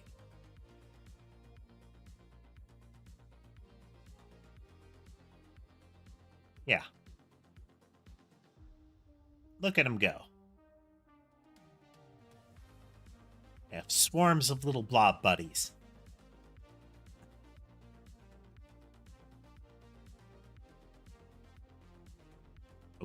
Okay. Yeah. I think losing 15 frames per second once we hit 500 is just fine.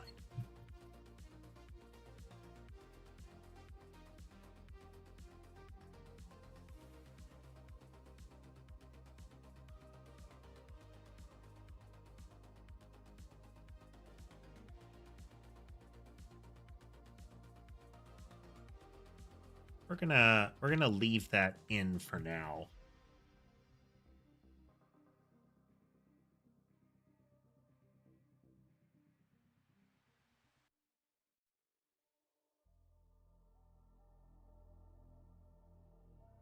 We'll figure out how to put in limiters here.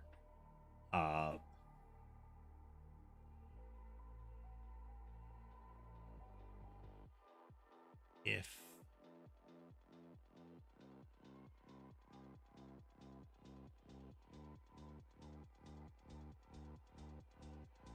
not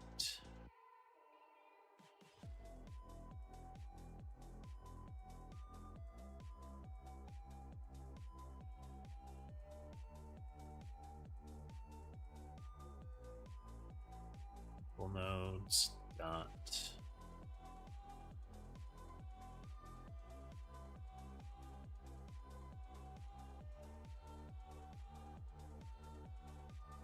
type dot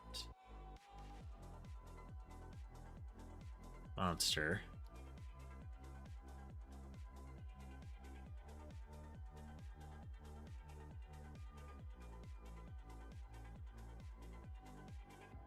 Okay, so if it's a monster, we're going to limit the number that can spawn. We're going to set it down to 100 things can be active. So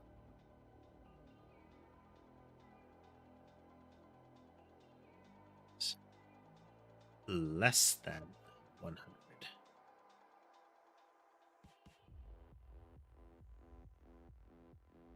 How have I been? I've been pretty good. Yesterday was a pretty sleepy day, and we ran into some of that.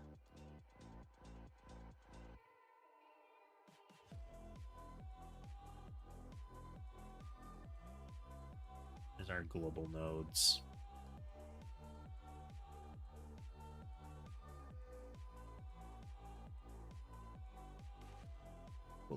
It should be equal to monster, right?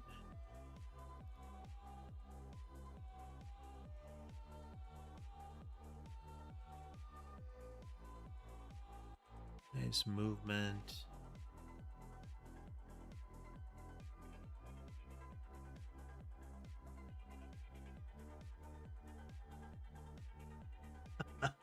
What are your favorites, King?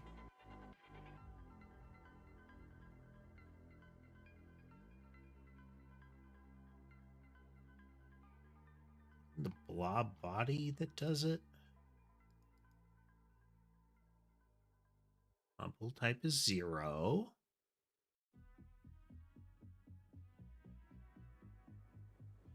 And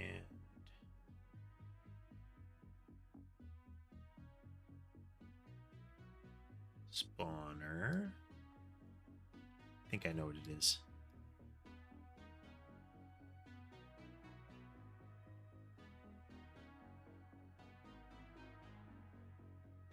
Greater than spawned interval seconds.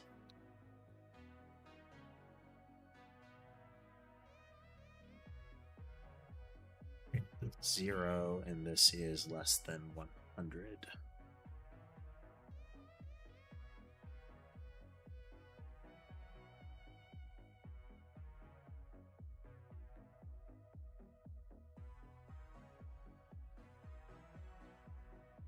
Okay, we have a 100 mob limit right now, which is plenty. We could put like 2 or 300, and we're still in good shape as far as frames per second.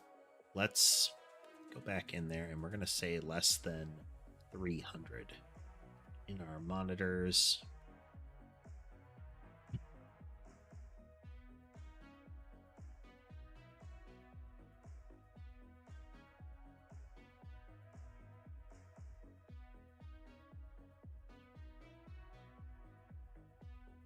So this will be 300 shortly. Still holding at 60 frames a second. Which would leave us about 100, 150 for projectiles that we could have on screen at once as well.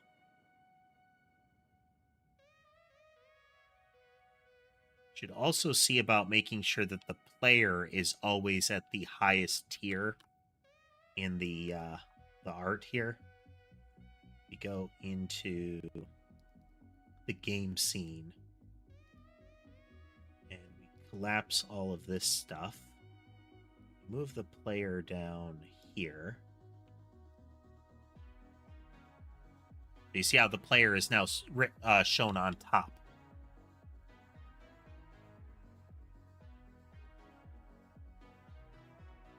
Ah, okay.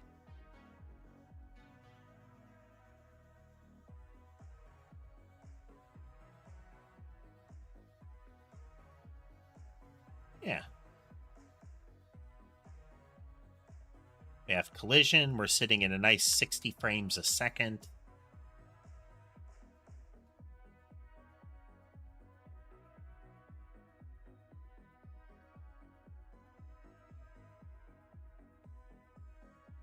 It's okay.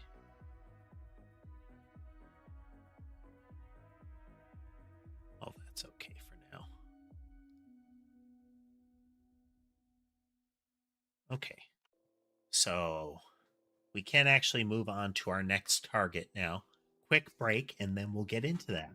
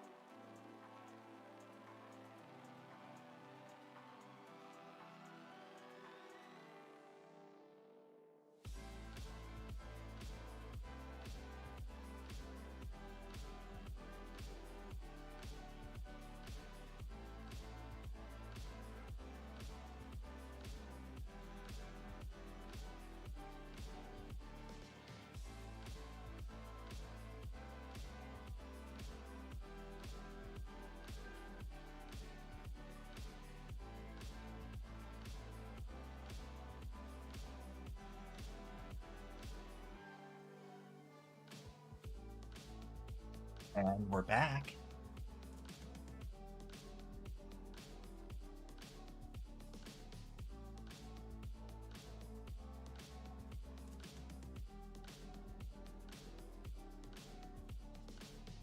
Check something here.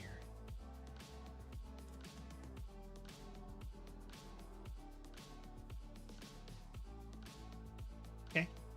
Okay. Okay, so now we need to start creating our collision zone class.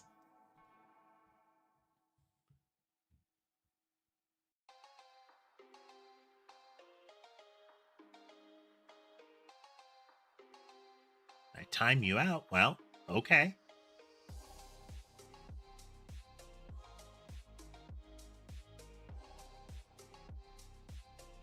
Boop.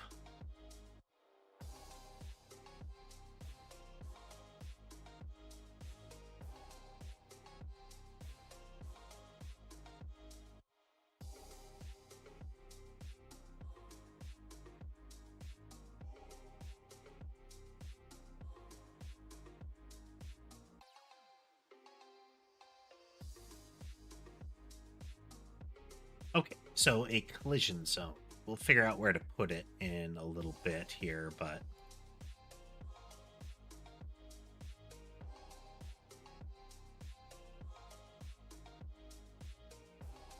it's not a spawner. It's not a monster.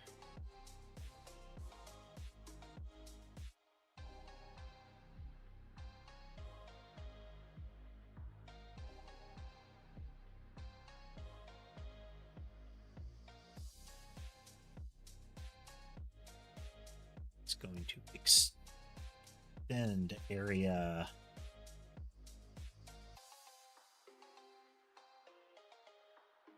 area 2D.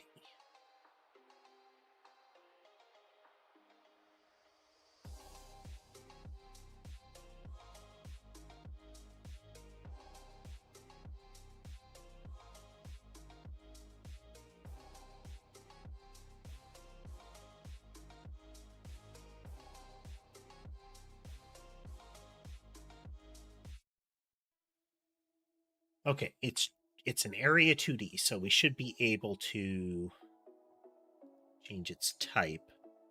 It is now a cancel as name collision.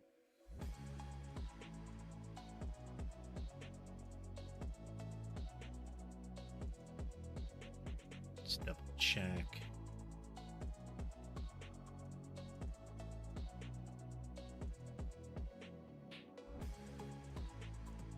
Okay, yeah. Then I go in here and I can change its type to a collision zone. Do a double test, double check here.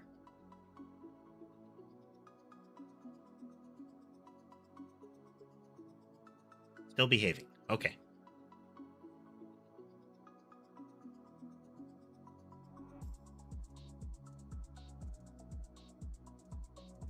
So then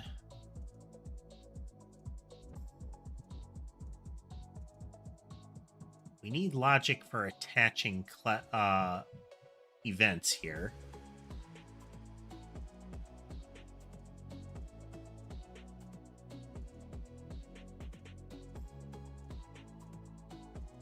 Okay, event name to a callable with flags. Okay.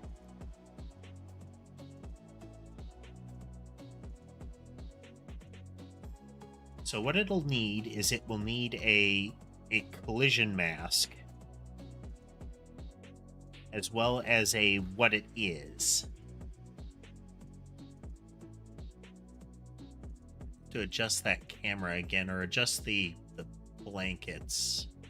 Yeah, I think I need to move the cat pillow a bit to the right there. Yeah, okay. At export. Oh,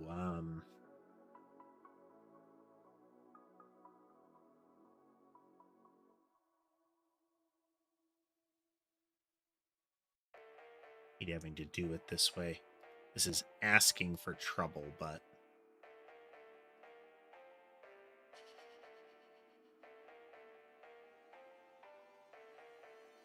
spawner template.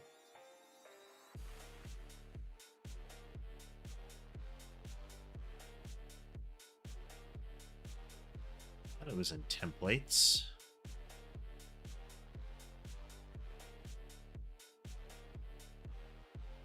Okay, it's in mob template. We have to recreate this each time. Don't like, but what you gonna do? That's why we made these.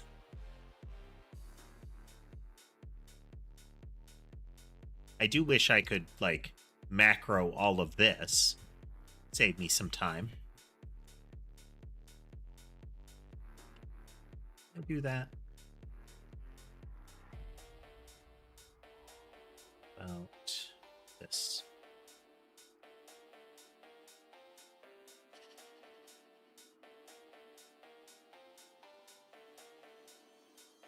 Oh well.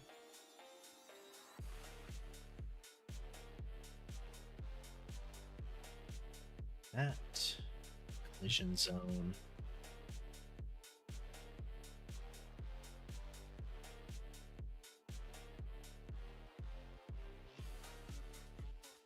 What is it called? I want to make sure that we use the right terminology.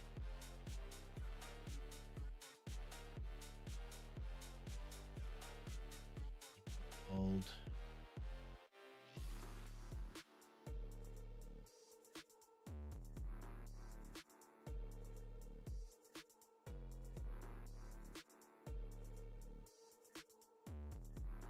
Layer, its and its mask. Okay.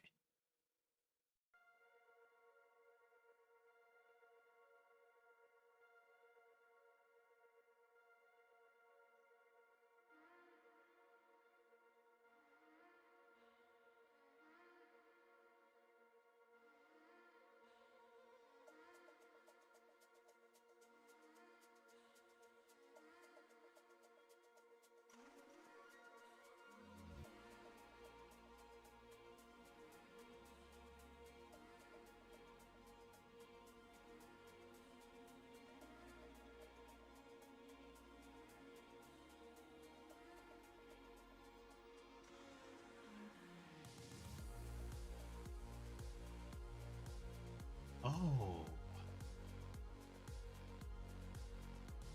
These don't need to be there.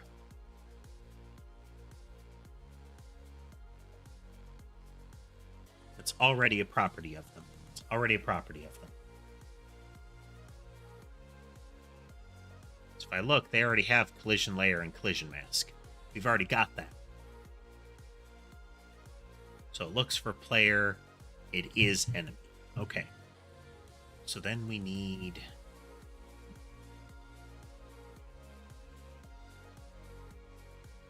its node. We have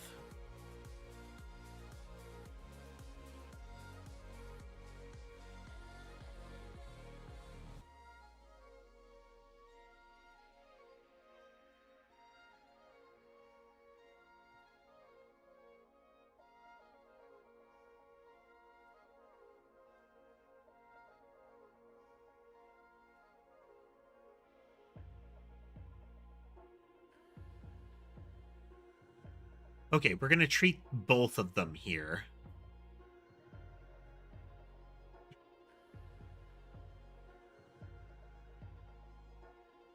Connect this.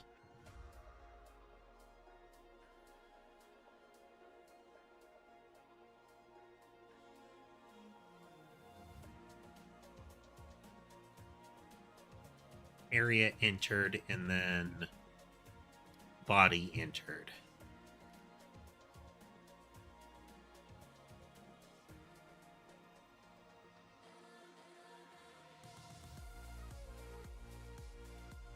Okay, so if an area enters it, we're gonna get a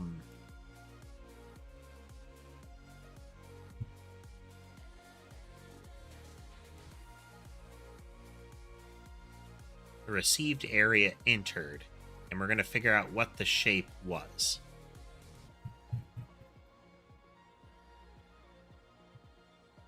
So we know which area it was, the area 2D that it was, and we know its shape index.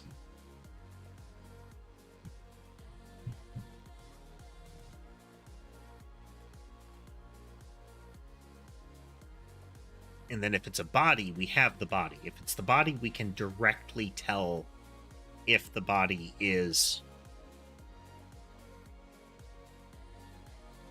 We can tell that body what happens.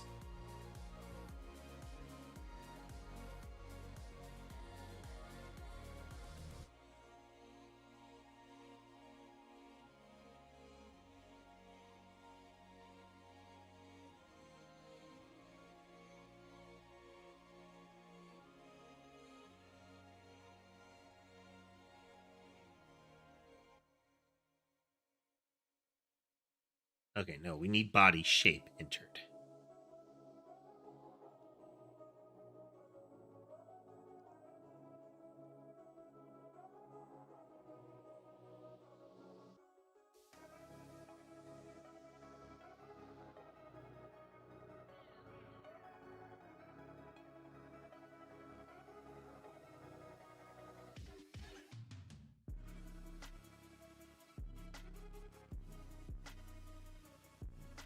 Disconnect. Disconnect. Connect. Area shape entered to on area shape entered. Be that.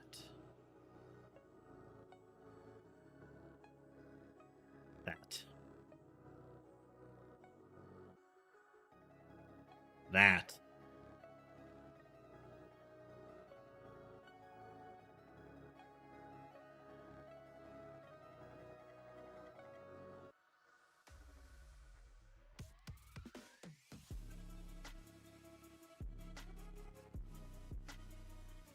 Okay, so when this object is readied, it auto connects its own events.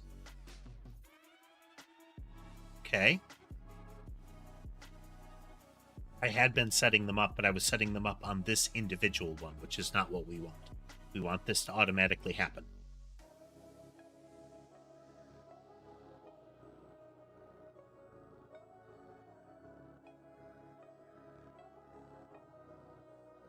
Okay.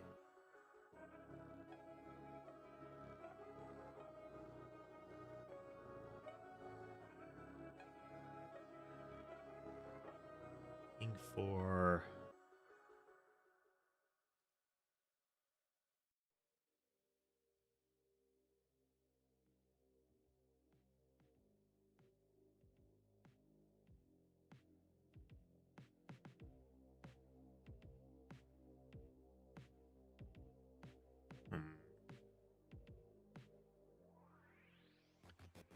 We might be able to save further processing by doing this.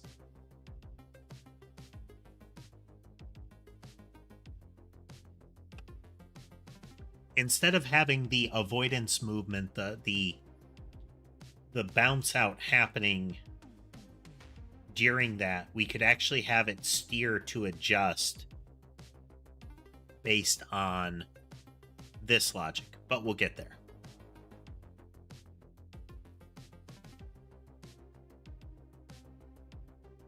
Because right now we're doing the steering adjustment, the mob kind of push in their individual movement logic. So all of them are doing it individually. We could get the entire collision event here.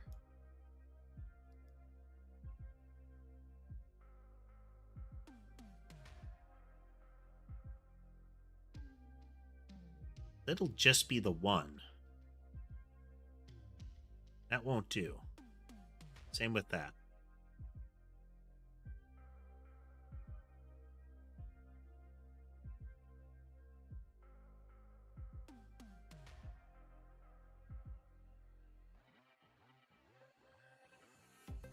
Yeah, we're going to have to do the event. That's fine, though. Just like it suggests, consider using signals instead.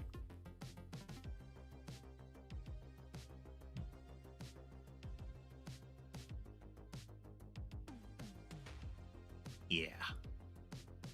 Okay, so we get that. We need to get the shape from the ID.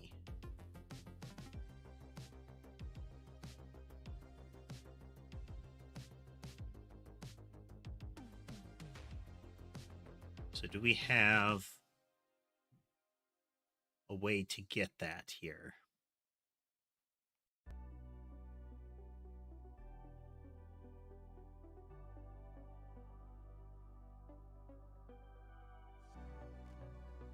Parent from collision object 2D.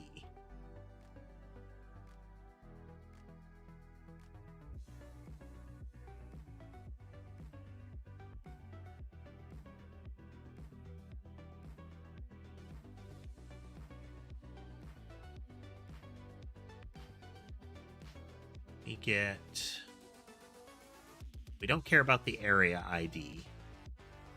What we care about is the area shape index. Let's turn that back down. So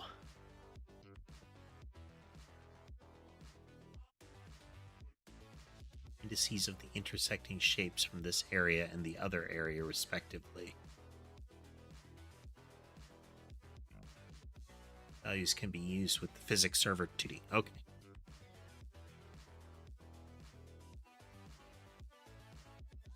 That's what we want. That's what we want.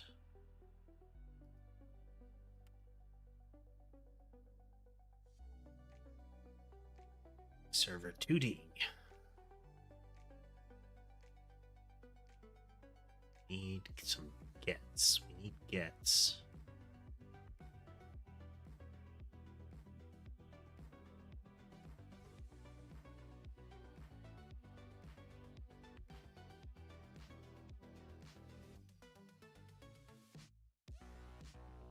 Area get shape should return an RID.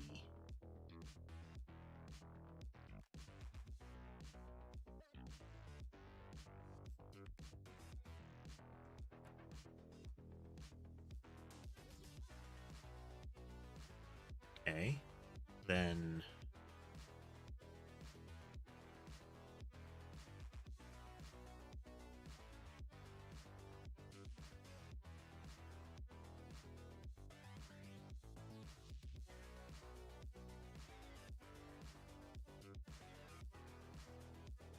how do we convert an RID into a thing?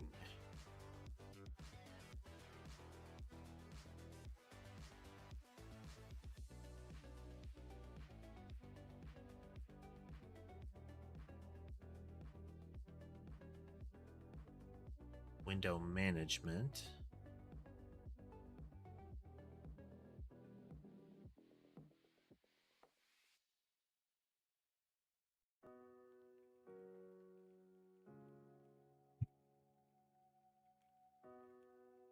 Right.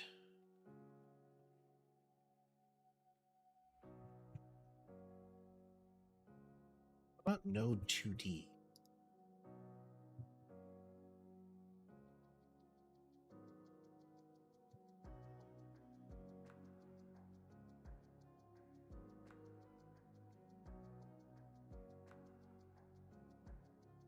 Node, maybe? We're seeing if there's something we can use that will translate an RID into an object.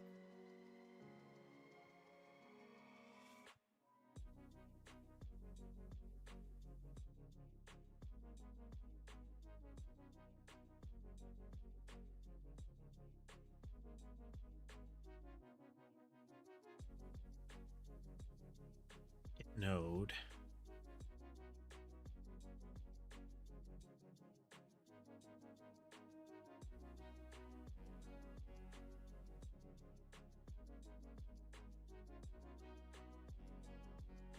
Because what we want to be able to do is we can tell the physics server, okay, this is the area, this is the shape ID, give me the shape. Because if I have that, then I can tell, all right, I know that the area is one that we've set up. And if it's set up like this, we should be able to say, okay, it's a collision zone.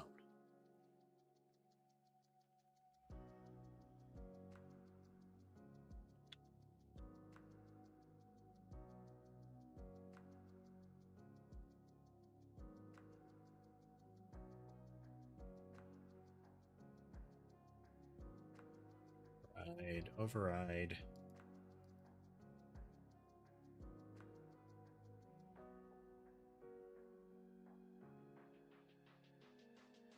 RID.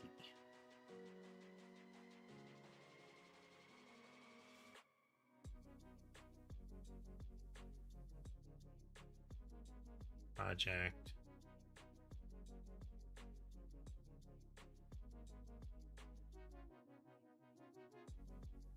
Free them. Sounds like trouble. Most things will have a get RID.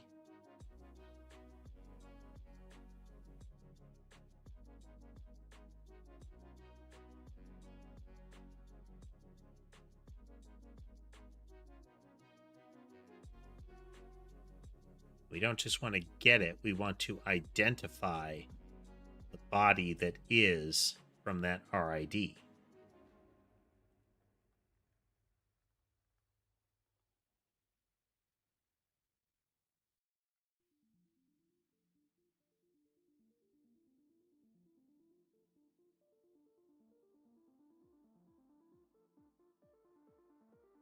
Here's noise, objects.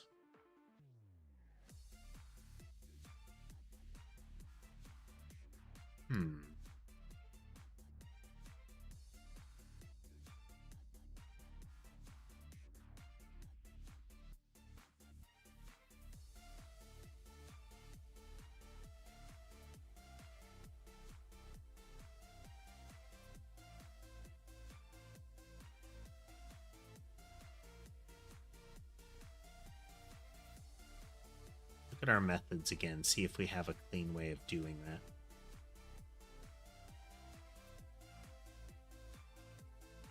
A cleaner way. Void int.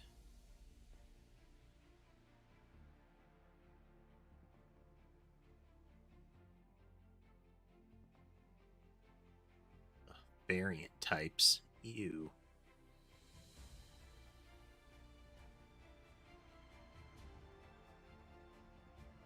Variant type tends to mean we don't know what is being sent back. Deal with it yourself.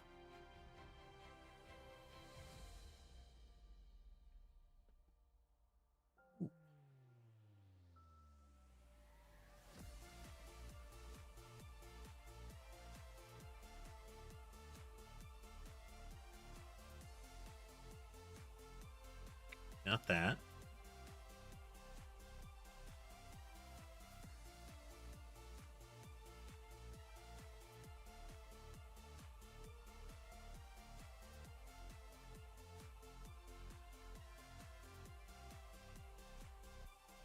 So this will tell us what it is and what its settings are, but it doesn't give us the shape object.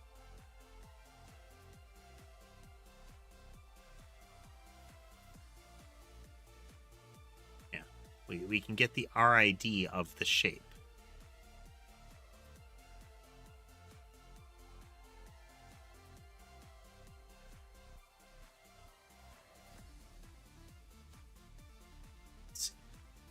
Do a cat check. We'll do a quick look up here.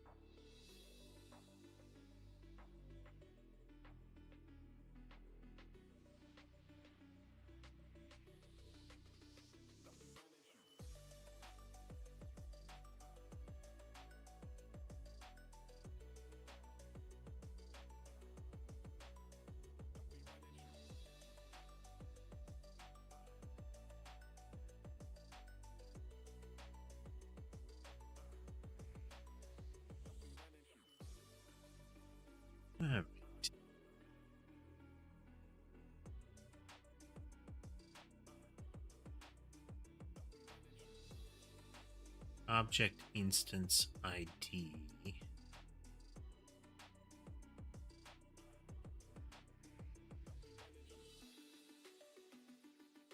Okay, we might be able to use this. Instance from ID. Okay, okay.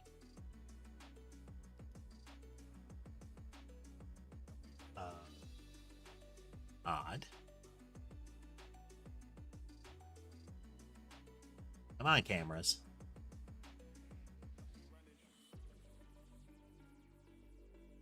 I have to make a button that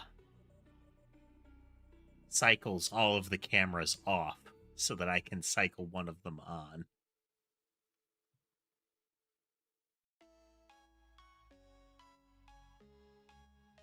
I think the hey there, contact.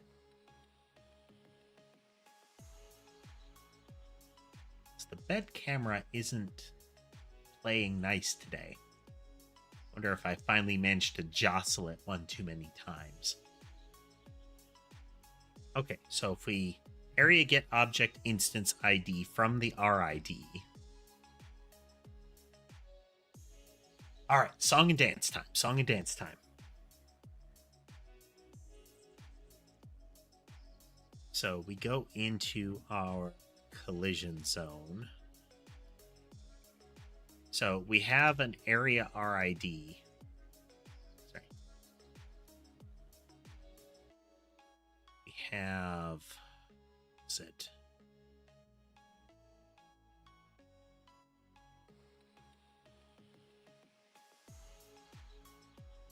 Okay, we have a local shape, and then we have the target area.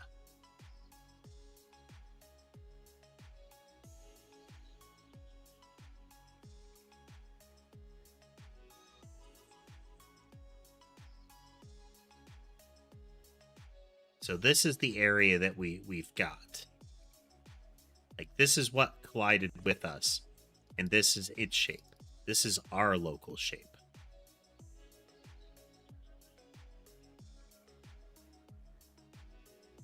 So if we do... Oh boy. Okay, we're gonna copy paste some stuff here.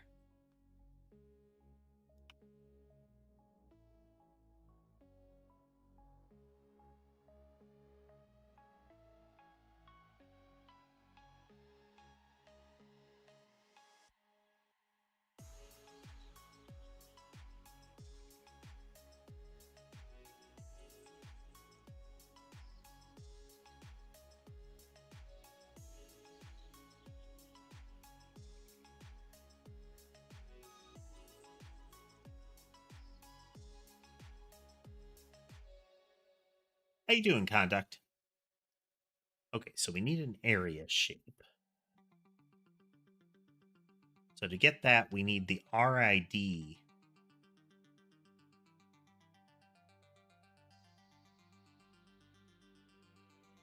I think this will give us the shape.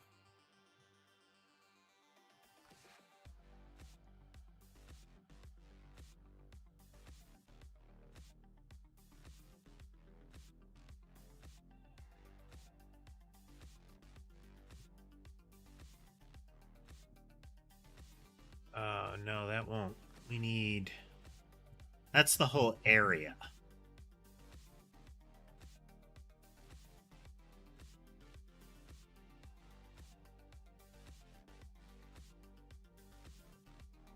Because that's where saying... That's where telling the physics server, give me the ID of this area.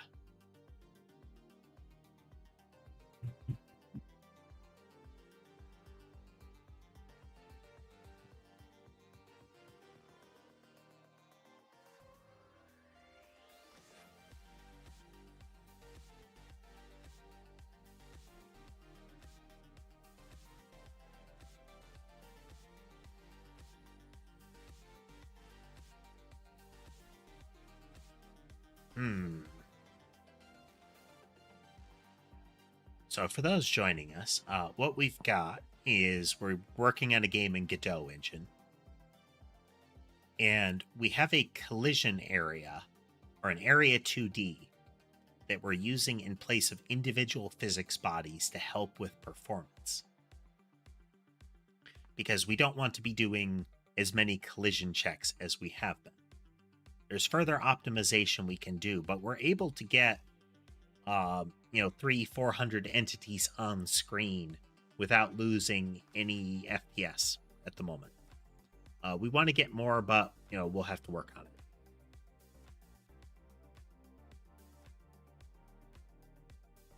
So we can get an RID.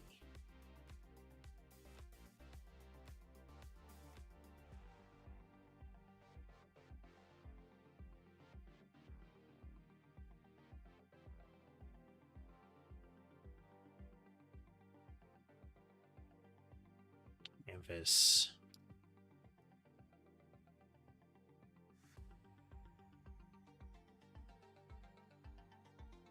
Area 2D. Does Area 2D have anything that we can use here?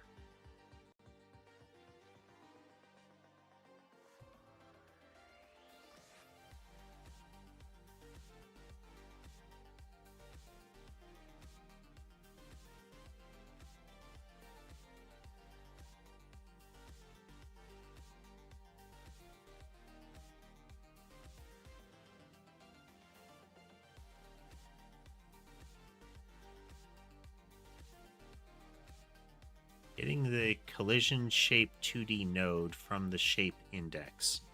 Okay. This is what we want.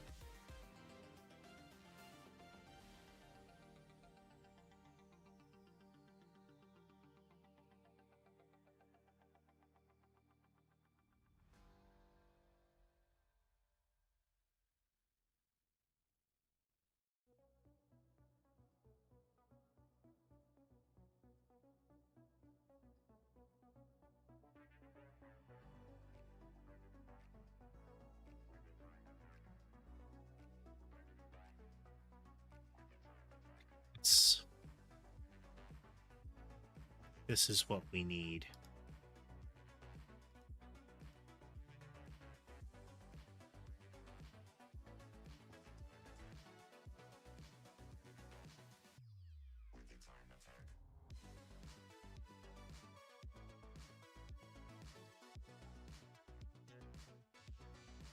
Okay.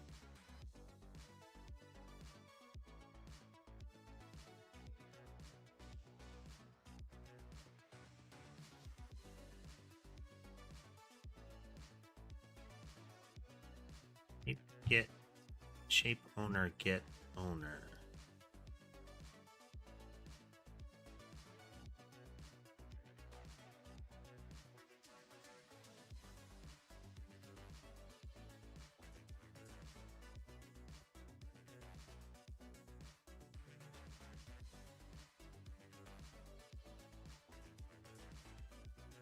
Index indices. Okay. We get an area entity here.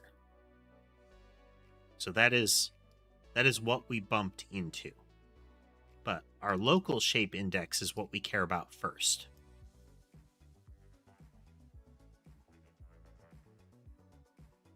Yeah, we're calling it our self. So we can directly use these.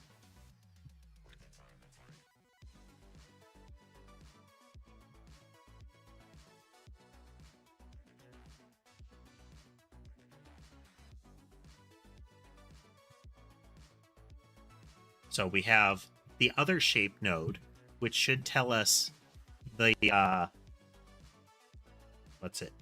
mob body. This is the mob body. This one right here. And this is our local mob body. This will show up when we have a collision with... this should show up when we have a collision with a bullet.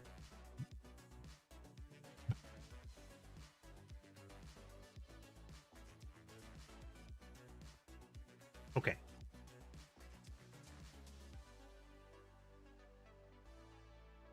So now what we would be able to do is we could essentially say if this is a this and this is a this. So if other shape node is a mob body and local shape node is a mob body, then we will proceed.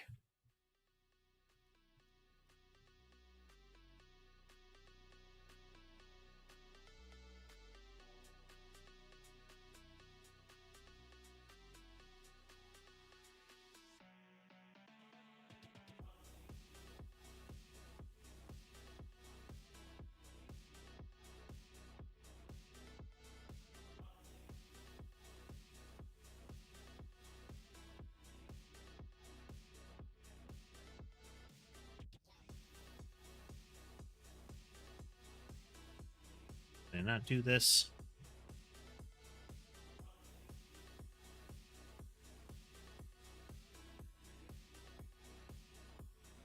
There we go.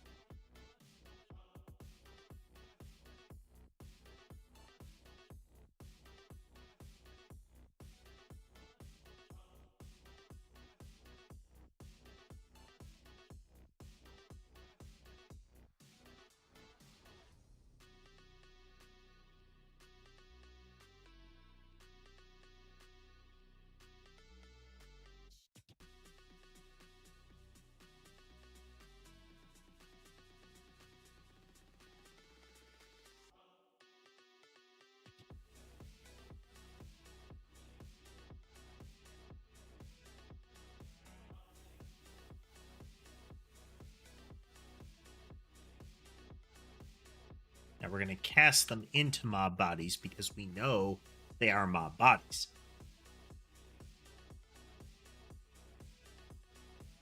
And then we could tell the local one that it collided with the outside one, and then the local one can take action accordingly.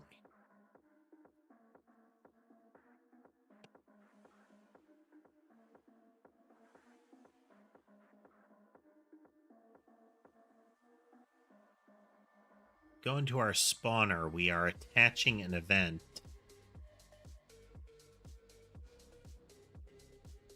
with movement here. But this is not what we want to do. We're going to directly call this. Movement will no longer have collision happened. Movement doesn't care.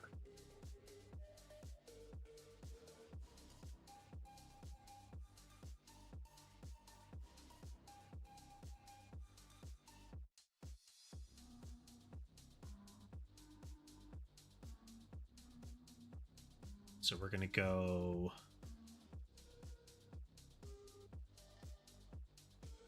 into a mob body.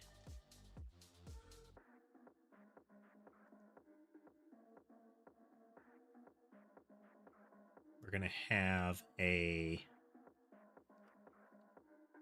function called collide, and it's going to be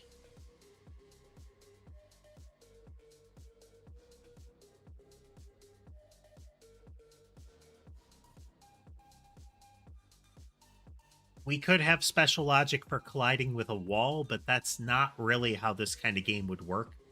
Is that if it's a collision with a wall, you just stop. You can't move through it. If it is a collision with anything else, that's different.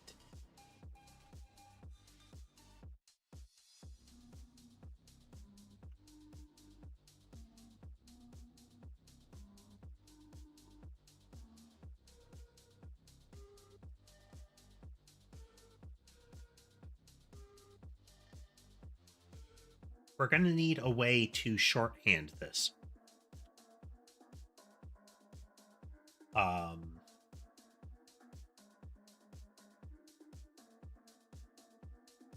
for now, we're going to go into collision zone and we're going to say got this.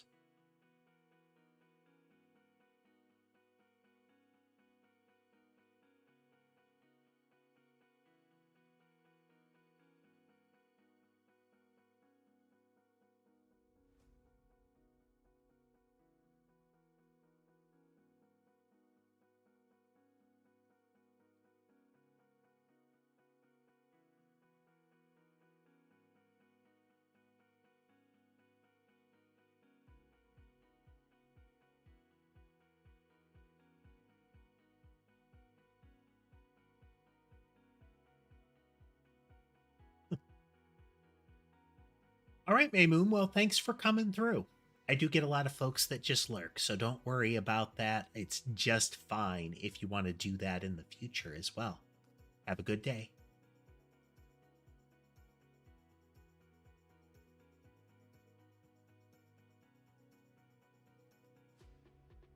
Other shape node, and that is going to take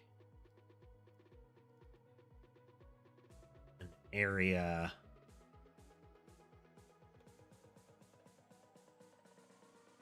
and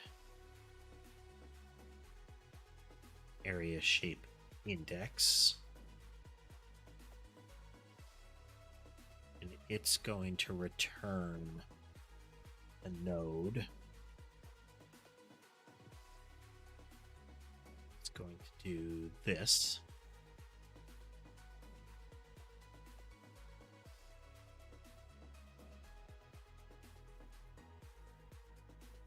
Oh.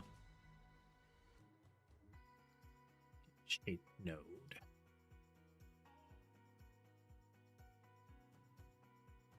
Owner and shape node, and it will return node.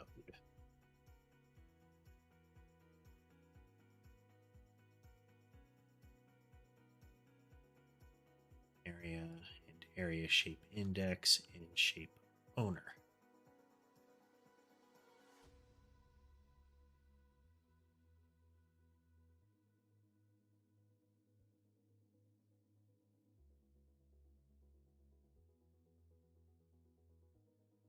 So we do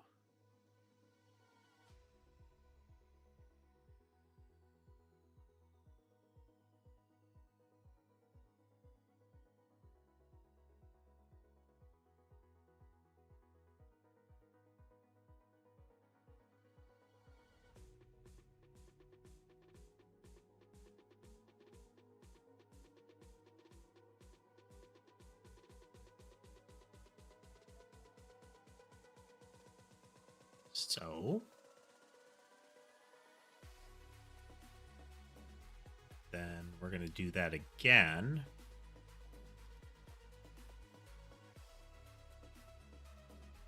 And it's going to be local shape index and self.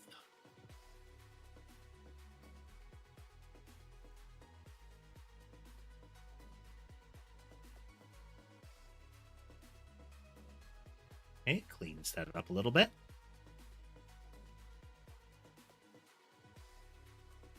So we still check if they're mob bodies. We set them to that, and then we're going to say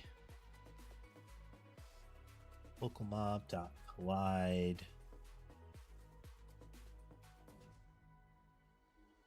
and outside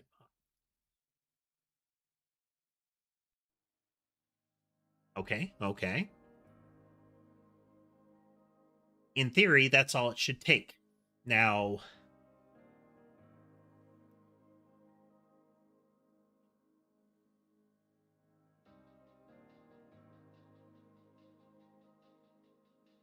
we need collision logic now.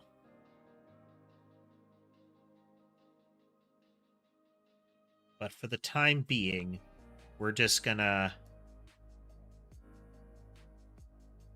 we're just gonna use what we want to use, what we have been using here. So we go into a body blob. Rid of that. No longer need to keep that.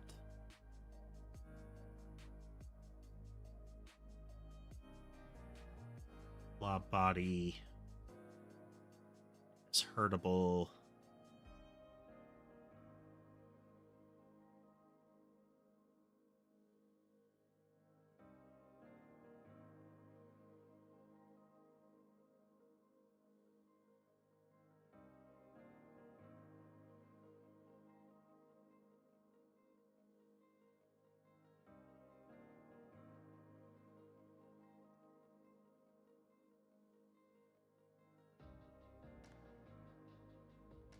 It has hurtable hurt. Player has hurtable hurt too, right? Yeah.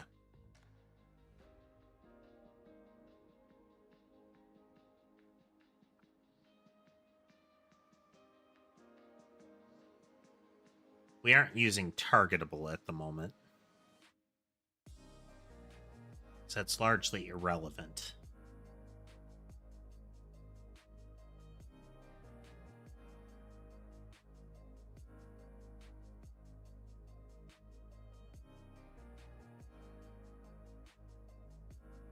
For the player, we need to get the body. So that won't collide yet. We're going to test it with the player. So we need to do the same thing with the collision zone and say, like, okay, if it's a body,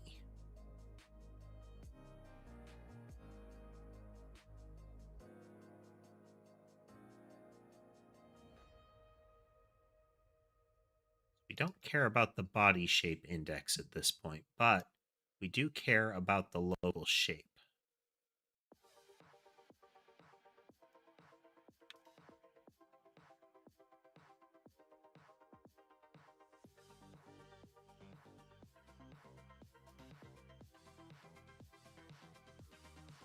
Then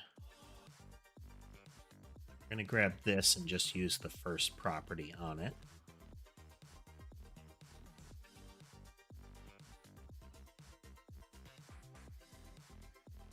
Just so, if it's a mob body,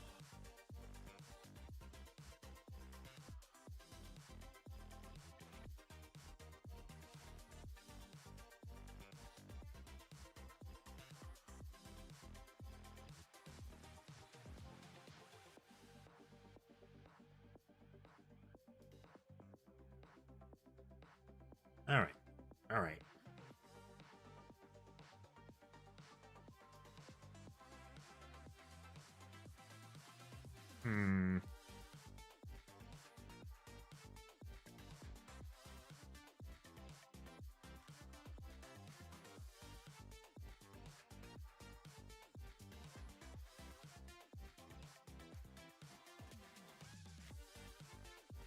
So what we may need to do is turn the player into a mob body.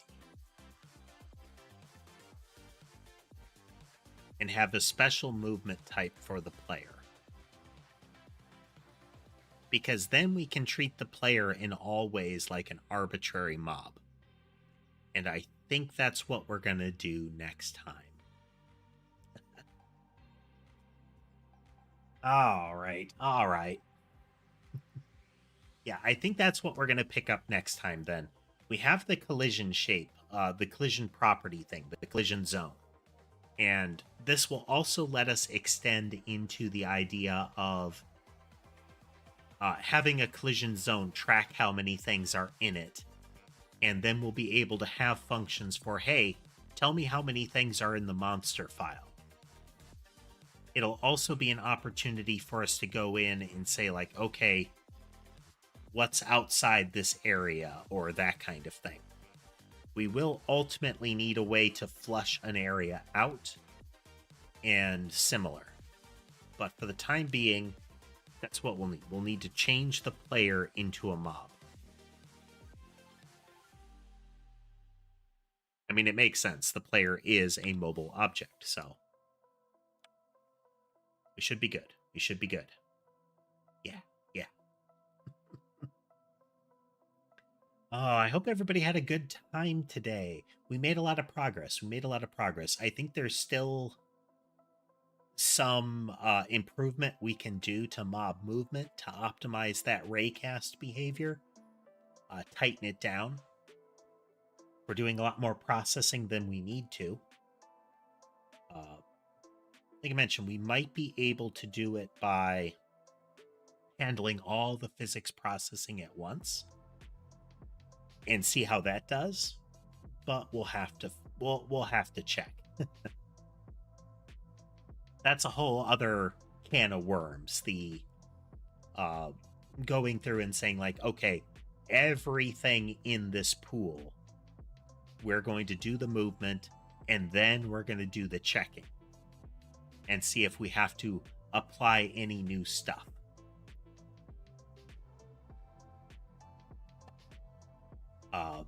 We definitely be getting more into like full-on flocking behavior, treating everything in the world as if everything in the pool as if it moves as a unit kind of stuff. I think for mobs we could get away with that. I'm not sure if bullets would work the same way, but we might be able to do that one universal check. But if we can't get every individual overlap that happens out of that kind of check, it's not going to work out.